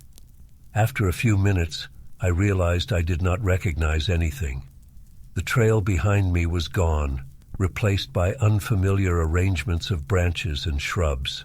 I tried to locate my own footprints, but they seemed to blend into the ground. The snow had some fresh flakes falling now, covering any trace I might have left. My breathing became shallower. I felt a pressure in my chest. I was not panicked yet, but I was confused. I stopped and listened. I heard distant ringing, like small bells. There was no church nearby, no reason for bells. Yet they sounded faintly, carried by the wind. I called out, "Hello?" My voice echoed against the trees. No answer.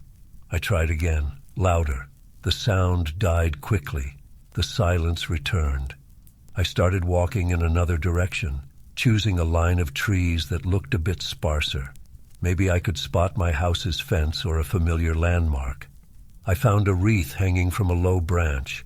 It was made of straw-like material and colored threads, but I had never seen it before. It looked old and dry. I did not touch it.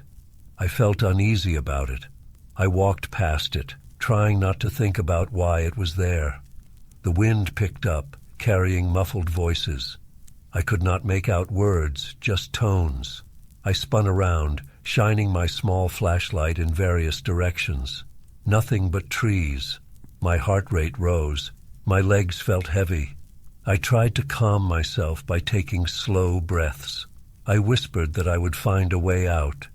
I had lived by these woods for decades. There was no reason to be stuck now. I kept moving, and the darkness grew. I realized I would soon need better light. I had a small flashlight and extra batteries, but I did not want to spend the night out here. I pushed branches aside and forced my way through. Sometimes I stumbled over roots. I tried to follow any sign of a path. My eyes strained in the fading light. The snow reflected some light, enough to see the shapes of trees, but not enough for detail. Suddenly, I came across footprints in the snow. Small footprints, like those of a child. They led forward, weaving between trees. I followed them carefully, calling out in a low voice, "Hello? Is anyone there?" No response. The footprints continued until they vanished near a thicker patch of shrubs. I knelt down, checking the ground. No more footprints, just a sudden end, as if whoever made them had disappeared. I felt a knot in my stomach. The cold intensified. My fingers ached inside my gloves. My ears felt numb. I turned on my flashlight. Its beam caught swirling snowflakes. I tried another direction again, hoping to find a familiar landmark. After about 10 minutes of trudging through uneven terrain, I spotted a piece of clothing hanging from a branch. I moved closer, shining the light on it. It was my own coat, the same one I was wearing, hanging there. I touched my own shoulders. I was still wearing my coat. Confused, I reached out to the coat on the branch. It felt real, the same color, same fabric, same size. I pulled it off the branch and held it next to mine. They were identical. I dropped it on the ground and backed away, my breath quick and shallow. My mind was racing. I tried to keep it simple. I would pick one direction and keep walking until I found something. I decided to head west, using the faint glow of what I assumed was the setting sun behind the clouds. I marched straight, avoiding looking left or right. My boots slipped on patches of ice. My knees hurt. I stumbled, got up, and kept going. Every now and then, I glanced around to see if the landscape changed. It always looked the same. More trees, uneven snow, occasional strange patches of colored material. No fence, no path, no house. I rubbed my hands together and checked my watch. It was late. I should have been home hours ago. I turned off the flashlight for a moment, letting my eyes adjust. The forest looked darker, as if closing in around me. The bell sounds returned, faint and irregular. I followed them, thinking maybe there was a person or a building. I walked toward the sound, slipping on the snow. My heart pounded, and sweat gathered under my hat. I tried to ignore the ache in my legs. After some time, the bells stopped. I found myself at a small clearing I had never seen before. It was just a circular area with fewer trees, silent and still. In the center was a single branch stuck in the ground with a piece of cloth tied to it. I shined my flashlight on the cloth. It looked like part of my scarf, torn and faded. I touched my scarf. It was intact. I gritted my teeth, feeling a growing dread. The animals reappeared at the edge of the clearing, watching me. A fox, a few deer, maybe a small wildcat. They stood there, not making a sound, their eyes reflecting my flashlight's beam. I shouted at them, waving my arms. They did not run. I threw a small stick in their direction. It landed in the snow. They remained still. I backed out of the clearing and picked another direction, walking faster now. I felt my energy waning. My breathing was labored. I knew I could not keep going forever. I stopped to drink some water from the bottle in my coat pocket. It was half frozen, but I managed a sip. I forced myself to keep moving. Each step felt heavier. My boots sank into the snow. My shoulders were tense. The wind picked up again, whispering nonsense in my ears. I turned the flashlight upward, catching snowflakes drifting lazily. The forest seemed endless. I tried talking to myself, stating what I would do: find a landmark, climb a small hill, spot my house lights. But I saw no hills, no breaks in the trees. I tried to recall exactly how I got here. I remembered starting out on a familiar trail. Now nothing matched my memory. My thoughts were muddled. My stomach felt twisted. I felt the urge to sit down and rest, but I knew it would be too cold to stop moving. I heard a distant crack, like a branch breaking underfoot. I froze and pointed my flashlight at the sound's direction. Nothing. I shouted again, asking if anyone was there. Silence. I pressed on. The darkness felt absolute now. The flashlight showed only a narrow beam. I checked my watch again. The time kept passing, pushing me closer to midnight. It would be Christmas soon, and I was stuck out here with no explanation. After what felt like an hour, I stumbled into a place that looked almost like the edge of the woods near my home. I recognized a large oak tree, or I thought I did. I rushed toward it, slipping and landing on my knee. Pain shot through my leg. I grunted and stood up, limping. I reached the tree and ran my hand along its bark. It felt familiar. I walked a few steps further and saw my fence. I almost cried out with relief. I hurried forward, climbing over the low fence. The snow in my yard was undisturbed. My house was dark, but I could see the outline of the roof. I limped to my back door, keys in hand, and unlocked it. Inside, it was quiet and cold. I flipped on the light switch. It worked. I locked the door behind me. My heart was still pounding.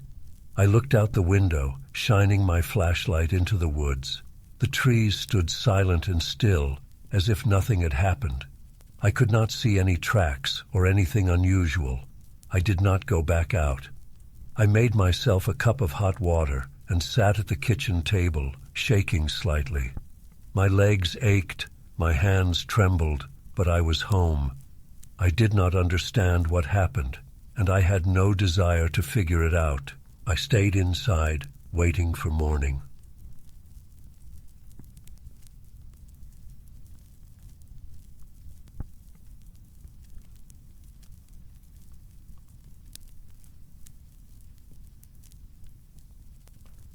I remember it was Christmas Eve, and I was working the night shift at the hotel. The place was almost empty. A heavy snowfall had blocked most of the roads, and only a few guests had checked in earlier. I stood behind the reception desk, flipping through old notes and checking the computer for any last-minute reservations. The lobby was quiet, lit by soft yellow lamps. I could hear the radiator pipes clicking now and then. The clock on the wall showed it was a bit after 10 p.m. I was alone. My colleague had left early, saying no one else would come. Then the front door opened. A man stepped inside, brushing snow off his coat and hat. He looked middle-aged, thin, with hollow cheeks and sunken eyes. He carried a small suitcase. I greeted him, trying to sound friendly. He approached the desk, looked me in the eye, and asked if we had any rooms available. I said yes, plenty. He said he wanted a room without windows. I thought maybe I had misunderstood. It was unusual, but he repeated it calmly. No windows, he said, placing an old stack of banknotes on the counter. The notes looked old-fashioned, slightly worn, but I could see the amount was more than enough. I hesitated and told him we usually did not offer such rooms. The hotel was small and traditional. Every room had at least one window. He insisted. He said he would pay double the normal rate. He wanted a room with no windows, or at least one that had all windows covered permanently. I thought for a moment. The basement level had a storage room once converted into a temporary guest room during a renovation. It had no windows. It was not officially listed, but it had a bed, a lamp, and a bathroom. I told him about it. He said that would be perfect. I led him down the hall, then took a small elevator to the basement. The hallway there was narrow, lit by old bulbs. The floor was concrete covered with worn carpet runners. The door to the old room was at the end. I opened it with my master key. The room smelled a bit stale, but it had a double bed, a small dresser, and a bathroom with a shower and toilet. No windows. The man stepped inside, looked around, nodded, and handed me the money. I offered to bring clean linens and towels. He did not answer at first, just stood there, staring at the walls. Then he nodded slowly. I hurried back upstairs, fetched what I needed, and returned. When I came back, he was standing in the middle of the room, staring at the empty wall. I made the bed quickly, placed the towels on the dresser, and asked if he needed anything else. He said no. He asked me not to disturb him for the rest of the night. I agreed. It was unusual, but I did not want to argue. I left him there and returned to the lobby. I sat behind the reception desk, thinking about the strange request. It was Christmas Eve. Maybe he wanted privacy. Maybe he had some phobia. The money was good, and the hotel needed it. I decided to let it go. I turned on the TV mounted in the corner and watched some holiday show, but I could not focus. The snow fell heavily outside. The lights in the street were dim. It felt like the world had closed in on itself. Around 11 p.m., I started hearing odd sounds through the hotel's internal phone system. The desk phone rang softly once, and when I picked up, there was no one on the line, just soft static. After a few seconds, the line went dead. I shrugged and hung up. A few minutes later, it rang again. Still no answer, just faint static. I checked the line, tried calling another room, but no one answered. Most rooms were empty. The phone went silent after that. I decided to do a quick round. The corridors were empty. The guests who had checked in earlier were either sleeping or out, though I doubted anyone would go out in that storm. I checked the doors, made sure everything was locked. The elevator made a soft humming noise as I took it down to the basement again. I stopped a few feet from the guest's door, listening. No sound, just the hum of the old boiler at the end of the corridor. I resisted the urge to knock. He had asked not to be disturbed. Back upstairs, I noticed the clock near the reception desk seemed stuck at 11:59 p.m. I tapped the glass, thinking maybe the batteries were dying. It did not move forward. My watch showed it was close to midnight. I shrugged and made a note to change the batteries later. A faint scraping sound came from the direction of the stairwell. I walked over, opened the door, and shone my small flashlight down. The stairs were empty. The sound stopped. I returned to the desk, feeling uneasy. The phone rang again. This time, I heard a faint voice. It sounded like a whisper, saying something I could not make out. I spoke into the receiver. "Hello, who is this?" The whisper continued, but I could not understand the words. Then it ended with a soft click. I tried calling the basement extension. The phone rang, but no one picked up. I placed the receiver down and thought maybe the wiring was old and causing interference.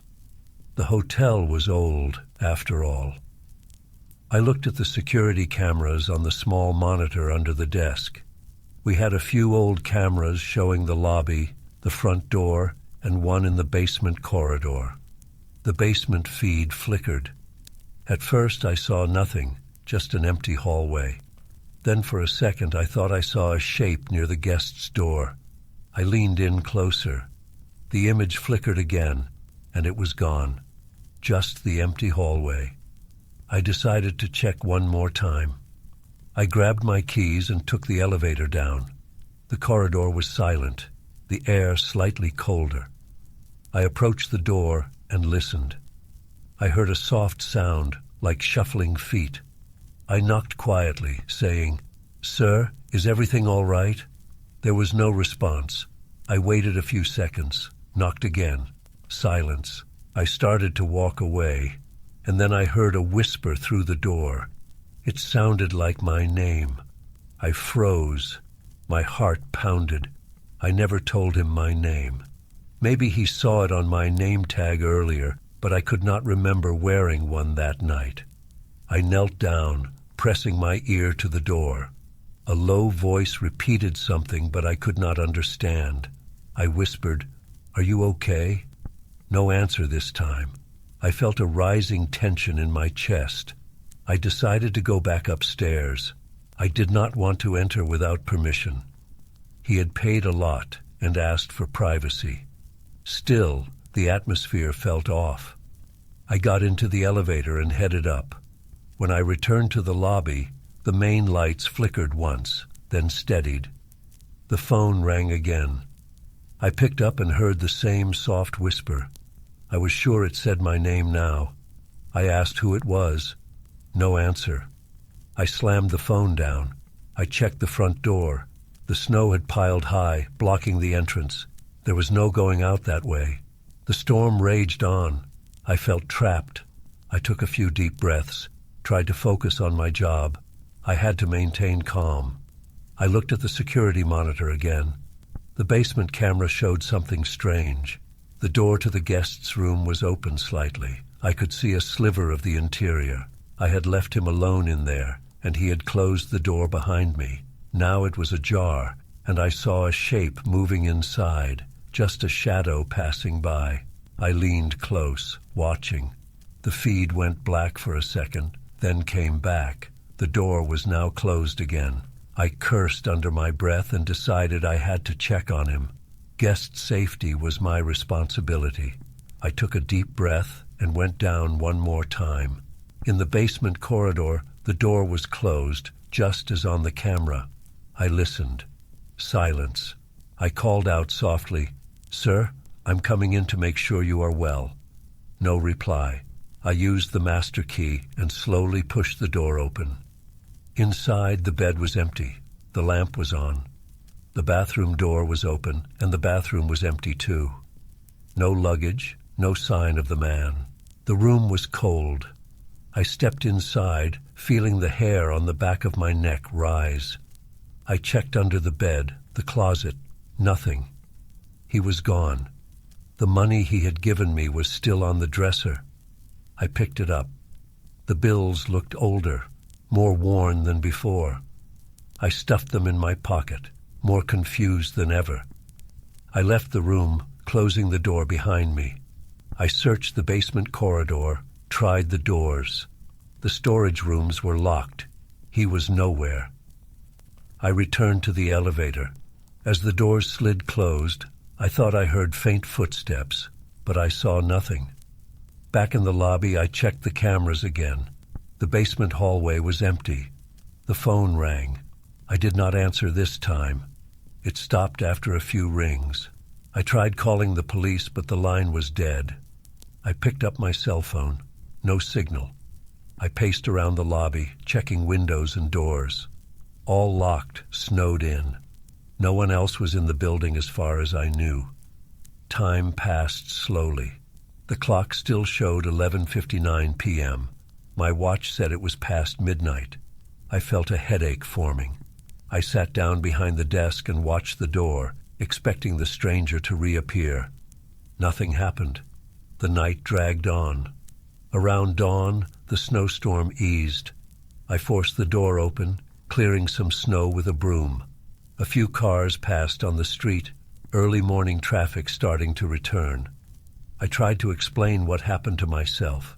Maybe the man left through a service door I had forgotten, but all doors were locked. Maybe he was hiding. I searched again later in the morning, checking every room. No trace of him. I never saw him again. I kept the money, although I felt uneasy about it. Days later, I tried to tell my supervisor what had happened. He just shrugged, said maybe I was tired, but I know what I saw and heard. That Christmas Eve, the strange guest who wanted a windowless room came and went without a trace, leaving me with an uneasy memory and many unanswered questions. I still think about it whenever I work the night shift, wondering if he will ever return.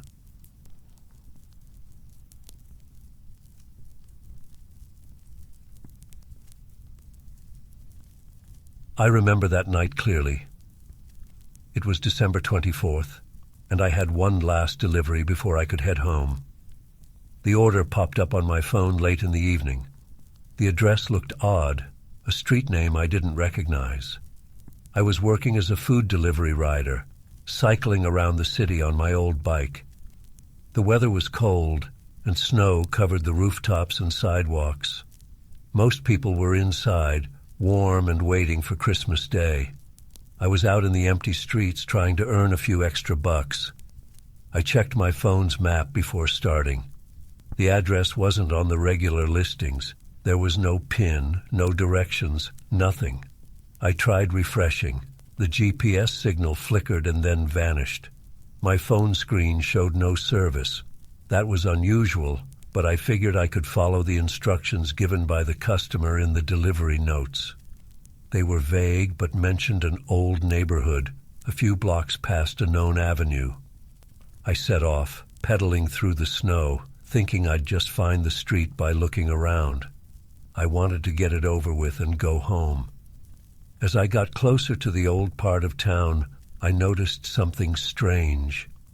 The Christmas lanterns hanging from old lampposts were dark, covered in dust and snow.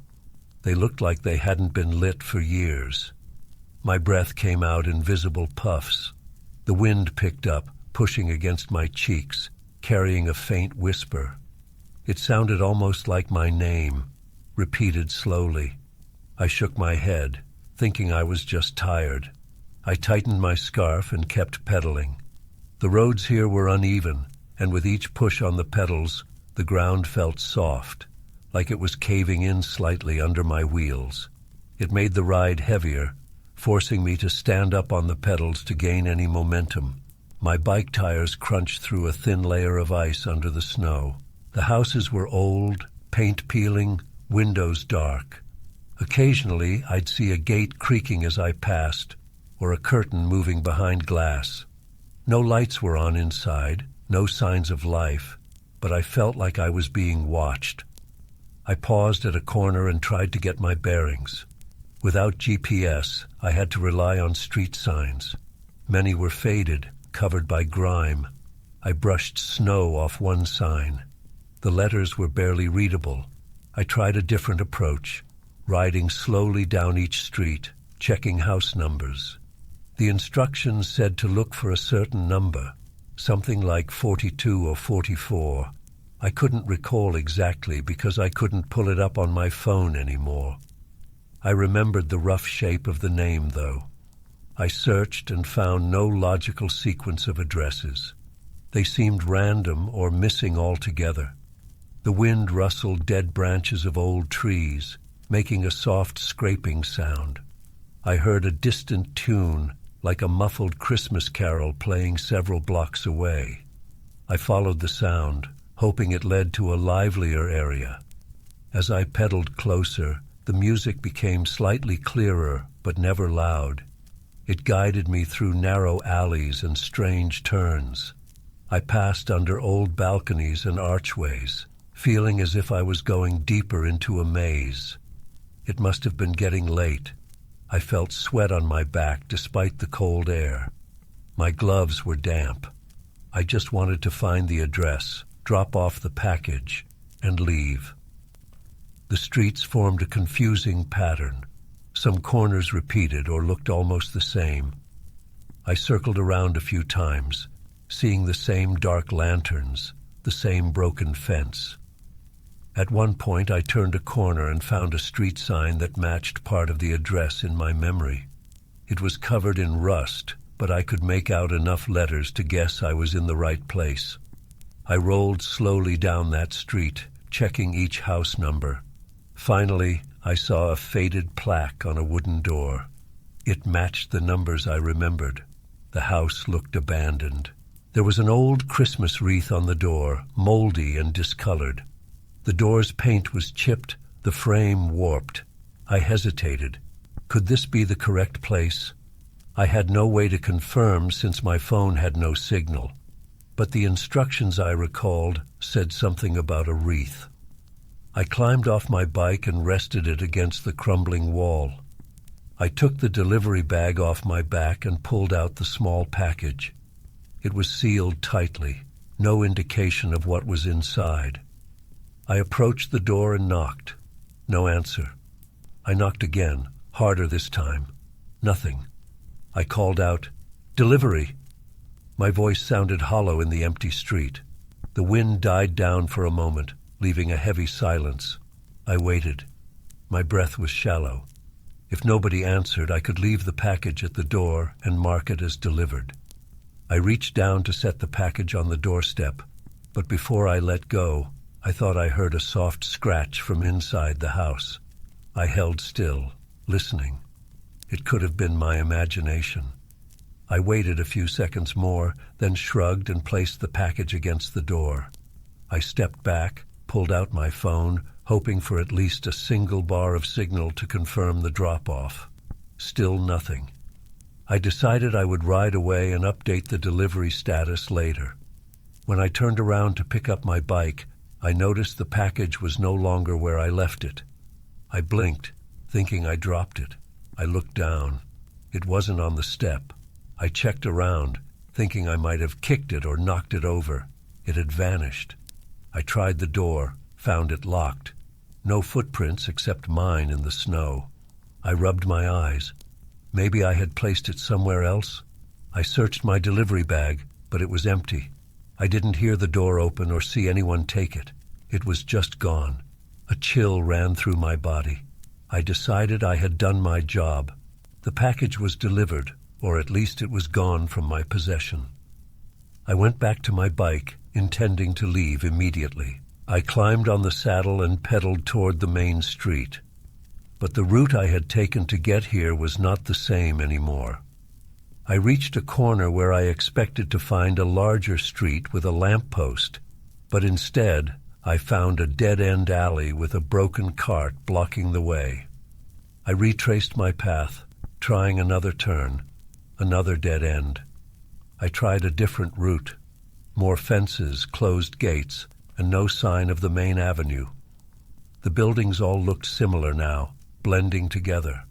Some had iron gates that screeched in the wind. Others had curtains in dark windows that moved slightly as I passed. I felt trapped.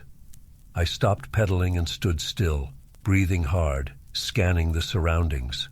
I called out for help. My voice echoed without response. I tried to recall every turn I made, but it was useless. The streets did not match my memory. The distant music had faded, replaced by a soft hum. I looked up at the sky, hoping to see something recognizable, but heavy clouds hid the stars. The snow kept falling lightly. My phone still showed no signal. I decided to pick a direction and go straight, no matter what. I pedaled slowly at first, then faster, determined to find an exit. My wheels slid on hidden ice patches. I passed the same house with the broken gate 3 times, or maybe it was a different one that looked the same. Each time I turned at the next corner, but it always led me back to unfamiliar alleys. My legs grew tired. I tried another strategy, going back to the house where I delivered the package. Maybe from there I could retrace my route, but I couldn't find that house anymore. The wreath, the door, the number, gone. Every block looked the same now, empty and silent. The whispering wind returned, this time saying nothing understandable, just a low hiss. I could feel my heart pounding in my chest, and my throat was dry. As I kept riding, I realized no matter which way I turned, I never found the main street again.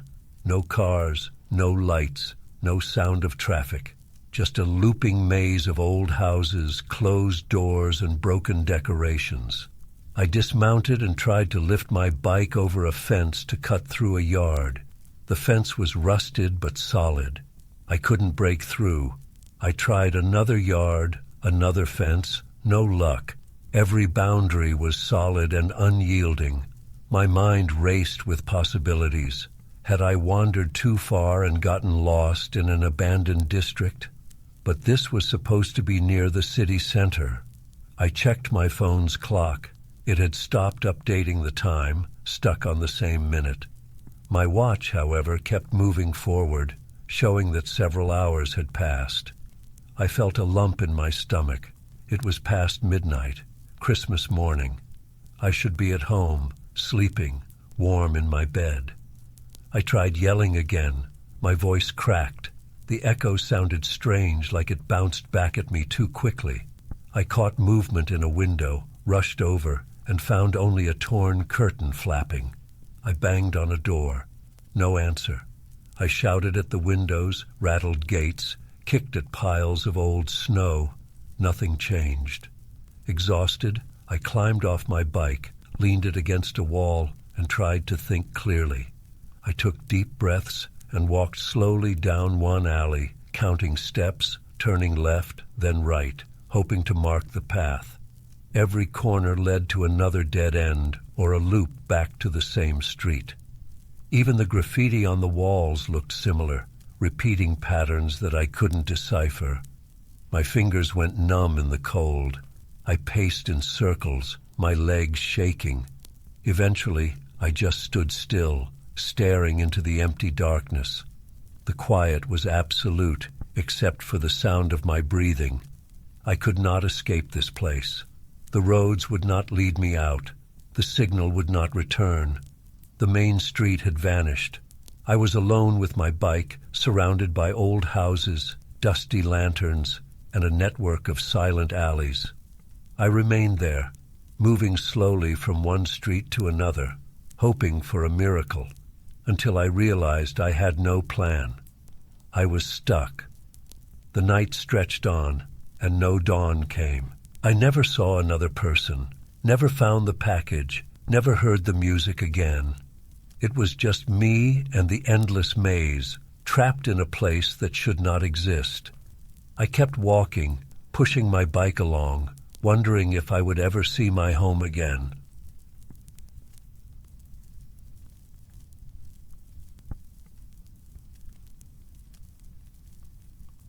I remember that Christmas Eve night well. My brother and I were driving to our relative's place in the countryside. It was late, and we wanted to arrive before midnight. The main roads were backed up with holiday traffic, so we decided to try a shortcut. The GPS on my phone stopped working properly at some point, probably due to poor reception. We found a sign pointing to a dirt road that supposedly led toward the general direction of our destination. My brother was behind the wheel. I agreed we should try it, thinking it might save us time. We turned off the main road onto a narrow dirt path. The headlights illuminated uneven ground, bushes, and an occasional fence post. The moon was hidden behind thick clouds, so we only had the car's lights to guide us. We drove slowly, the tires crunching on gravel and loose stones. After a few minutes, the temperature seemed to drop. I rubbed my hands together, checking the car's heater, which was working fine. Outside, the landscape was just silhouettes of bare trees and low hills. We passed a single pine tree on the roadside that drew our attention. It stood out because it was decorated with Christmas ornaments and tiny lights. There was no house nearby, no reason for it to be there. It looked fresh, not old or abandoned. My brother slowed down, and we both stared at it. The ornaments shone dimly in our headlights. I had no explanation for it. He asked me if I thought someone had placed it there as a joke. I just shrugged. We kept driving, leaving the pine tree behind. A short time later, the car radio began to emit strange sounds. We had turned it off earlier, but now it crackled, producing faint singing.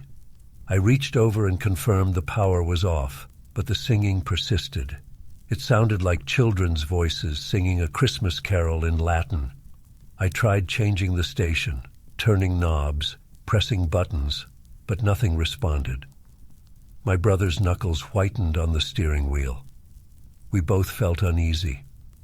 After a minute or so, the singing faded back into static and then silence. We left the radio off and said nothing for a while. The dirt road stretched on, with no visible turnoffs. The farther we drove, the fewer landmarks we saw. Finally, we spotted an old barn or a small abandoned farm structure on the right side. It looked weathered, with broken planks and a sagging roof. Just as we approached it, the car engine sputtered and died. The dashboard lights flickered. My brother turned the key, but the engine refused to start. We were stuck. He cursed under his breath and tried again, pumping the gas pedal. Nothing. I said we should check the barn for any sign of tools or maybe a phone signal. We stepped out of the car. The air was cold, and I felt a strange heaviness, like the atmosphere was thicker than normal. Our footsteps sounded muffled on the dirt. We walked toward the barn. The door was half open, hanging on rusty hinges. Inside, our flashlight beams revealed hay scattered on the floor. I noticed a small bell on a wooden post. It looked like a cowbell, but smaller, polished, and out of place. Suddenly, we heard voices. They sounded like children whispering or singing quietly. The sound seemed to come from inside the barn, but when I aimed my flashlight around, I saw no one, just hay bales and that bell hanging there. My brother called out, "Hello? Anyone here?" No answer. The voices continued for a moment, then stopped. A chill ran up my back. I grabbed my brother's arm and suggested we return to the car. We had no tools to fix the engine, but maybe the car would start again after a short break. We left the barn, looking over our shoulders. The bell rang softly once as we stepped outside, making a clear, crisp sound. I tried to understand how it rang by itself, but I had no explanation. Back at the spot where we left the car, we found it still parked where we had stopped, headlights off. My brother got inside and tried the ignition again. The engine started this time, coughing a bit but then running normally. I felt relief. I told him we should just turn around and find another way. He agreed. We needed to get off that strange road. As he turned the car around, I noticed that the decorated pine tree we saw earlier was gone. I checked both sides of the road. Nothing. It was as if we had never passed it.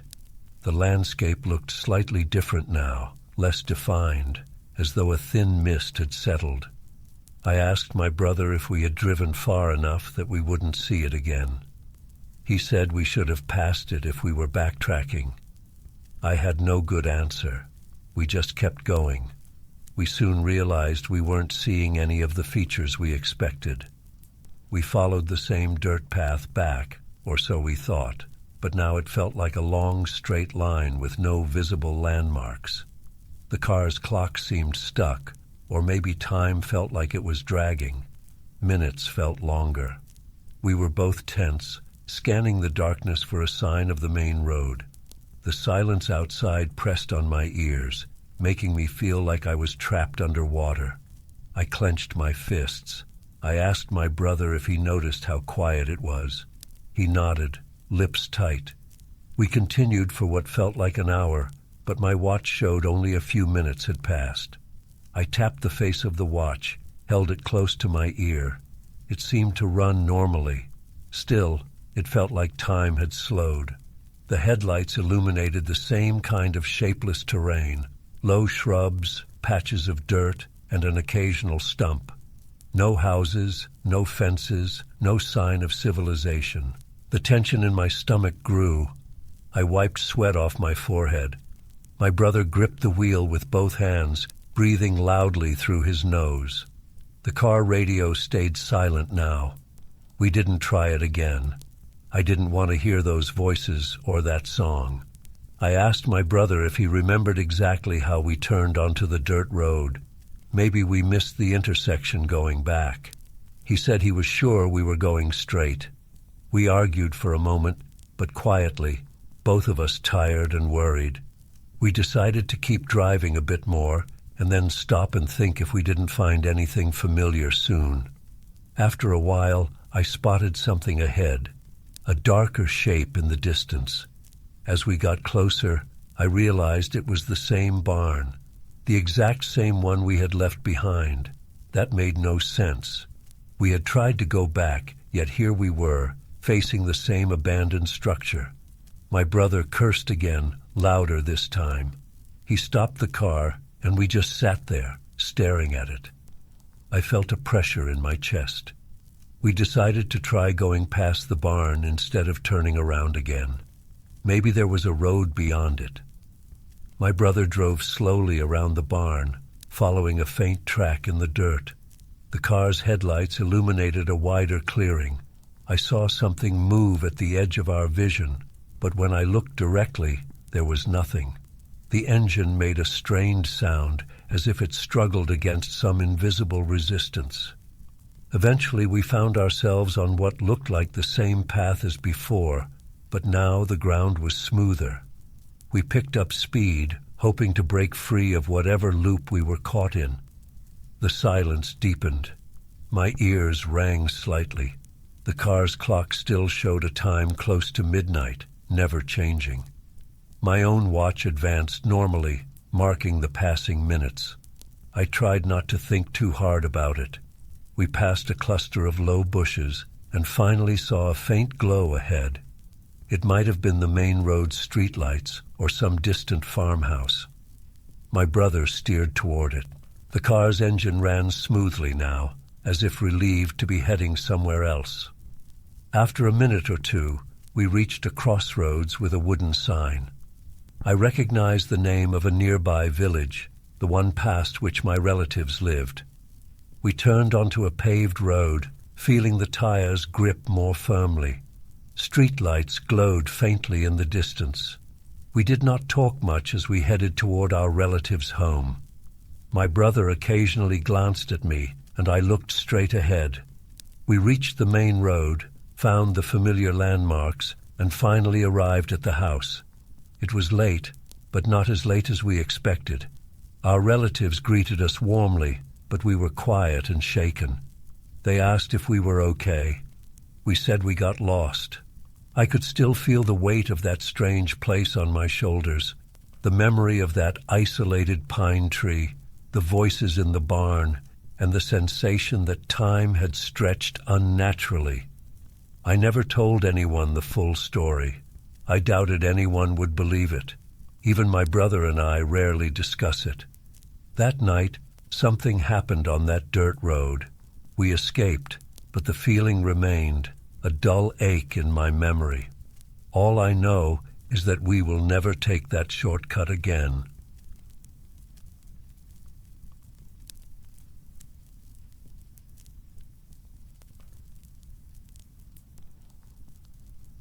I remember that Christmas Eve night shift at the convenience store. It was quiet, and I was alone. My coworker called in sick, so I had to handle the place by myself. It was a small store on a mostly empty street, and by evening the snowfall had picked up. I expected almost no customers. I liked the idea of an easy shift, just me and the radio playing low music. The store's clock behind the counter read 23:45 when I started taking stock. It stayed at that time, or so I later realized, but at first I just assumed I had to change the battery. I walked around the aisles, making sure everything was in order. I picked up a few fallen packs of cookies and put them back on the shelf. I tapped my phone screen. No new messages. I planned on calling my family around midnight to wish them a Merry Christmas. The store lights hummed, a bit too bright against the darkness outside. The automatic door would slide open whenever it sensed movement. With no customers coming, it stayed closed most of the time, just an occasional hiss as I passed by. Around what I thought was close to midnight, I heard a soft thumping above me. It sounded like footsteps on the roof. That made no sense. There was no roof access, and it was slippery with snow. I stopped wiping the counter and listened carefully. The thumping continued for a moment, then stopped. I told myself it was just the wind or snow piling up and shifting. I went back to my inventory check. A few minutes later, the door hissed open. I turned quickly, expecting a customer. No one was there. I walked to the entrance, saw the empty street, and stepped onto the mat again. The door closed. As I walked away, it opened again. I stood and watched it, waiting for some explanation. The sensor might have malfunctioned. I looked for anything that could trigger it. No movement, no leaves blowing in, nothing. I sighed and went to reset the sensor near the top of the door frame. The door closed and stayed closed this time. I returned to the counter and noticed something odd. The digital clock on the register screen showed 23:45, the same as the wall clock. It should have advanced. I checked my phone. It showed 23:52. The store clocks were stuck for some reason. I shrugged. Maybe a small electrical glitch. I decided not to worry too much. I leaned against the counter, waiting for the next customer who would probably never show up. The radio I had left on very low volume crackled. It stopped playing the soft Christmas tunes I had selected and turned into faint static. I fiddled with the dial. No luck. The static continued. I turned the radio off to avoid the noise. The silence settled in, thick and heavy. I could hear my own breathing. The refrigerator units hummed in the back, a constant low sound. Suddenly, I heard soft steps above me again. My neck tensed. I walked toward the back of the store, shining my flashlight upward at the ceiling panels. Nothing. I pushed a chair over and stood on it to try and listen closer. Silence. I got down, muttering to myself that I was being paranoid. When I walked back to the candy aisle, I stopped. The cookie packets I had fixed earlier were on the floor again, this time arranged in a strange pattern. Triangles or some shape, I couldn't be sure, but it didn't look random. I knelt down, picked them up quickly, and put them back on the shelf, ignoring the uneasy feeling in my chest. I tried to stay calm, telling myself maybe I had knocked them off without noticing. My fingers felt cold, despite the heating system working fine. As I approached the counter again, the phone rang. The store had an old landline phone for emergency calls. I frowned. It was unusual for it to ring so late. Maybe the boss checking in, or a lost delivery person. I picked up, said hello. At first I heard nothing. Then a soft voice, almost gentle, asked, "Are you ready for the holy night?" The voice was calm and quiet. I replied, "Who is this?" But the line went dead. My heart rate sped up. I held the phone in my hand for a second, confused. The phone's digital display showed no caller ID. I put the receiver down slowly and stood there, listening to the quiet store. The door hissed open again. I snapped my head in that direction. Still no one entered, just cold air drifting in. I rushed over and stepped outside onto the small sidewalk area. Snow fell softly. The street was empty. No cars, no people. I looked up at the roofline, saw only snow and darkness. No footprints, no ladders. I went back inside, heart pounding. The door closed behind me. I looked at my phone. It was now close to midnight. I tried calling my family, but there was no signal. Another glitch. I put the phone away and focused on my breathing. Inhale, exhale, stay calm. I turned on the radio again, hoping for some comforting sound. It crackled into a reversed recording of a Christmas carol, the melody familiar, but all the words backwards. I turned it off immediately, my hand shaking. I decided to do a thorough check of the store. I walked each aisle, looked behind shelves, checked the small storage room in the back. Nothing unusual besides the weird feeling in the air. I opened the restroom door, shining my flashlight inside. Empty. Just the hum of the fan. When I returned to the front, I saw that a display of biscuit boxes had toppled onto the floor. I had just walked past it a minute ago, and it was fine. Now they lay scattered, forming a pattern of lines. I kicked them aside, breathing hard. My stomach knotted. My hands felt sweaty. I tried to tell myself it was just a malfunctioning sensor or some prank. But who could be pranking me out here on a snowy Christmas Eve? The phone rang again. I stared at it, dread twisting my stomach. I picked up and said nothing. The same gentle voice whispered, "Soon." I demanded to know who it was. No answer. A soft click ended the call. I slammed the receiver down, heart thumping. The overhead lights flickered. I looked at the clock on the wall, still 23:45. The register clock, 23:45. My phone read 00:10 now. Midnight had passed. I felt as if time inside the store had stopped. I tried not to panic. I decided to open the door and try leaving. Maybe I could lock up early and say it was an emergency.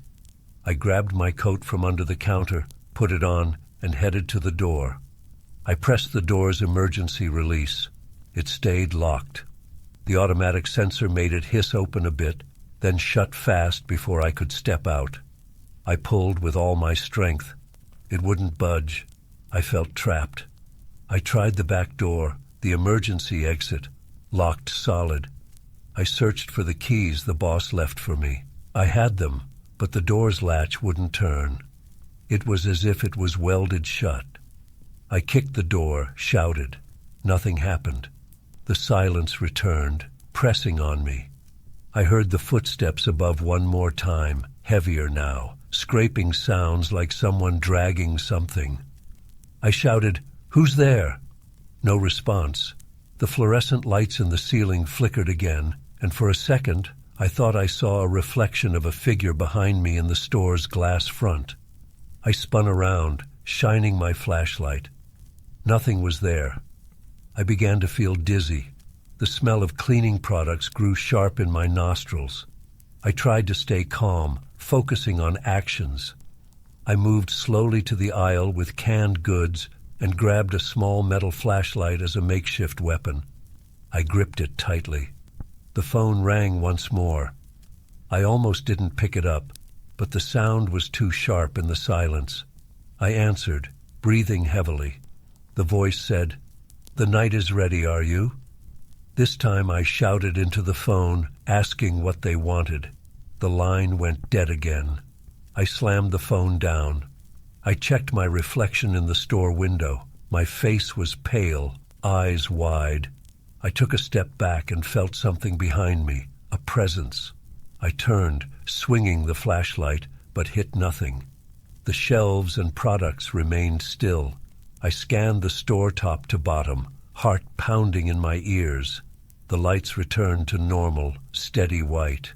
The radio was off, the door closed, the products on the shelves unmoving. It was as if nothing had happened. But I knew better. The tension did not leave my body. I tried the front door again. This time, it slid open normally.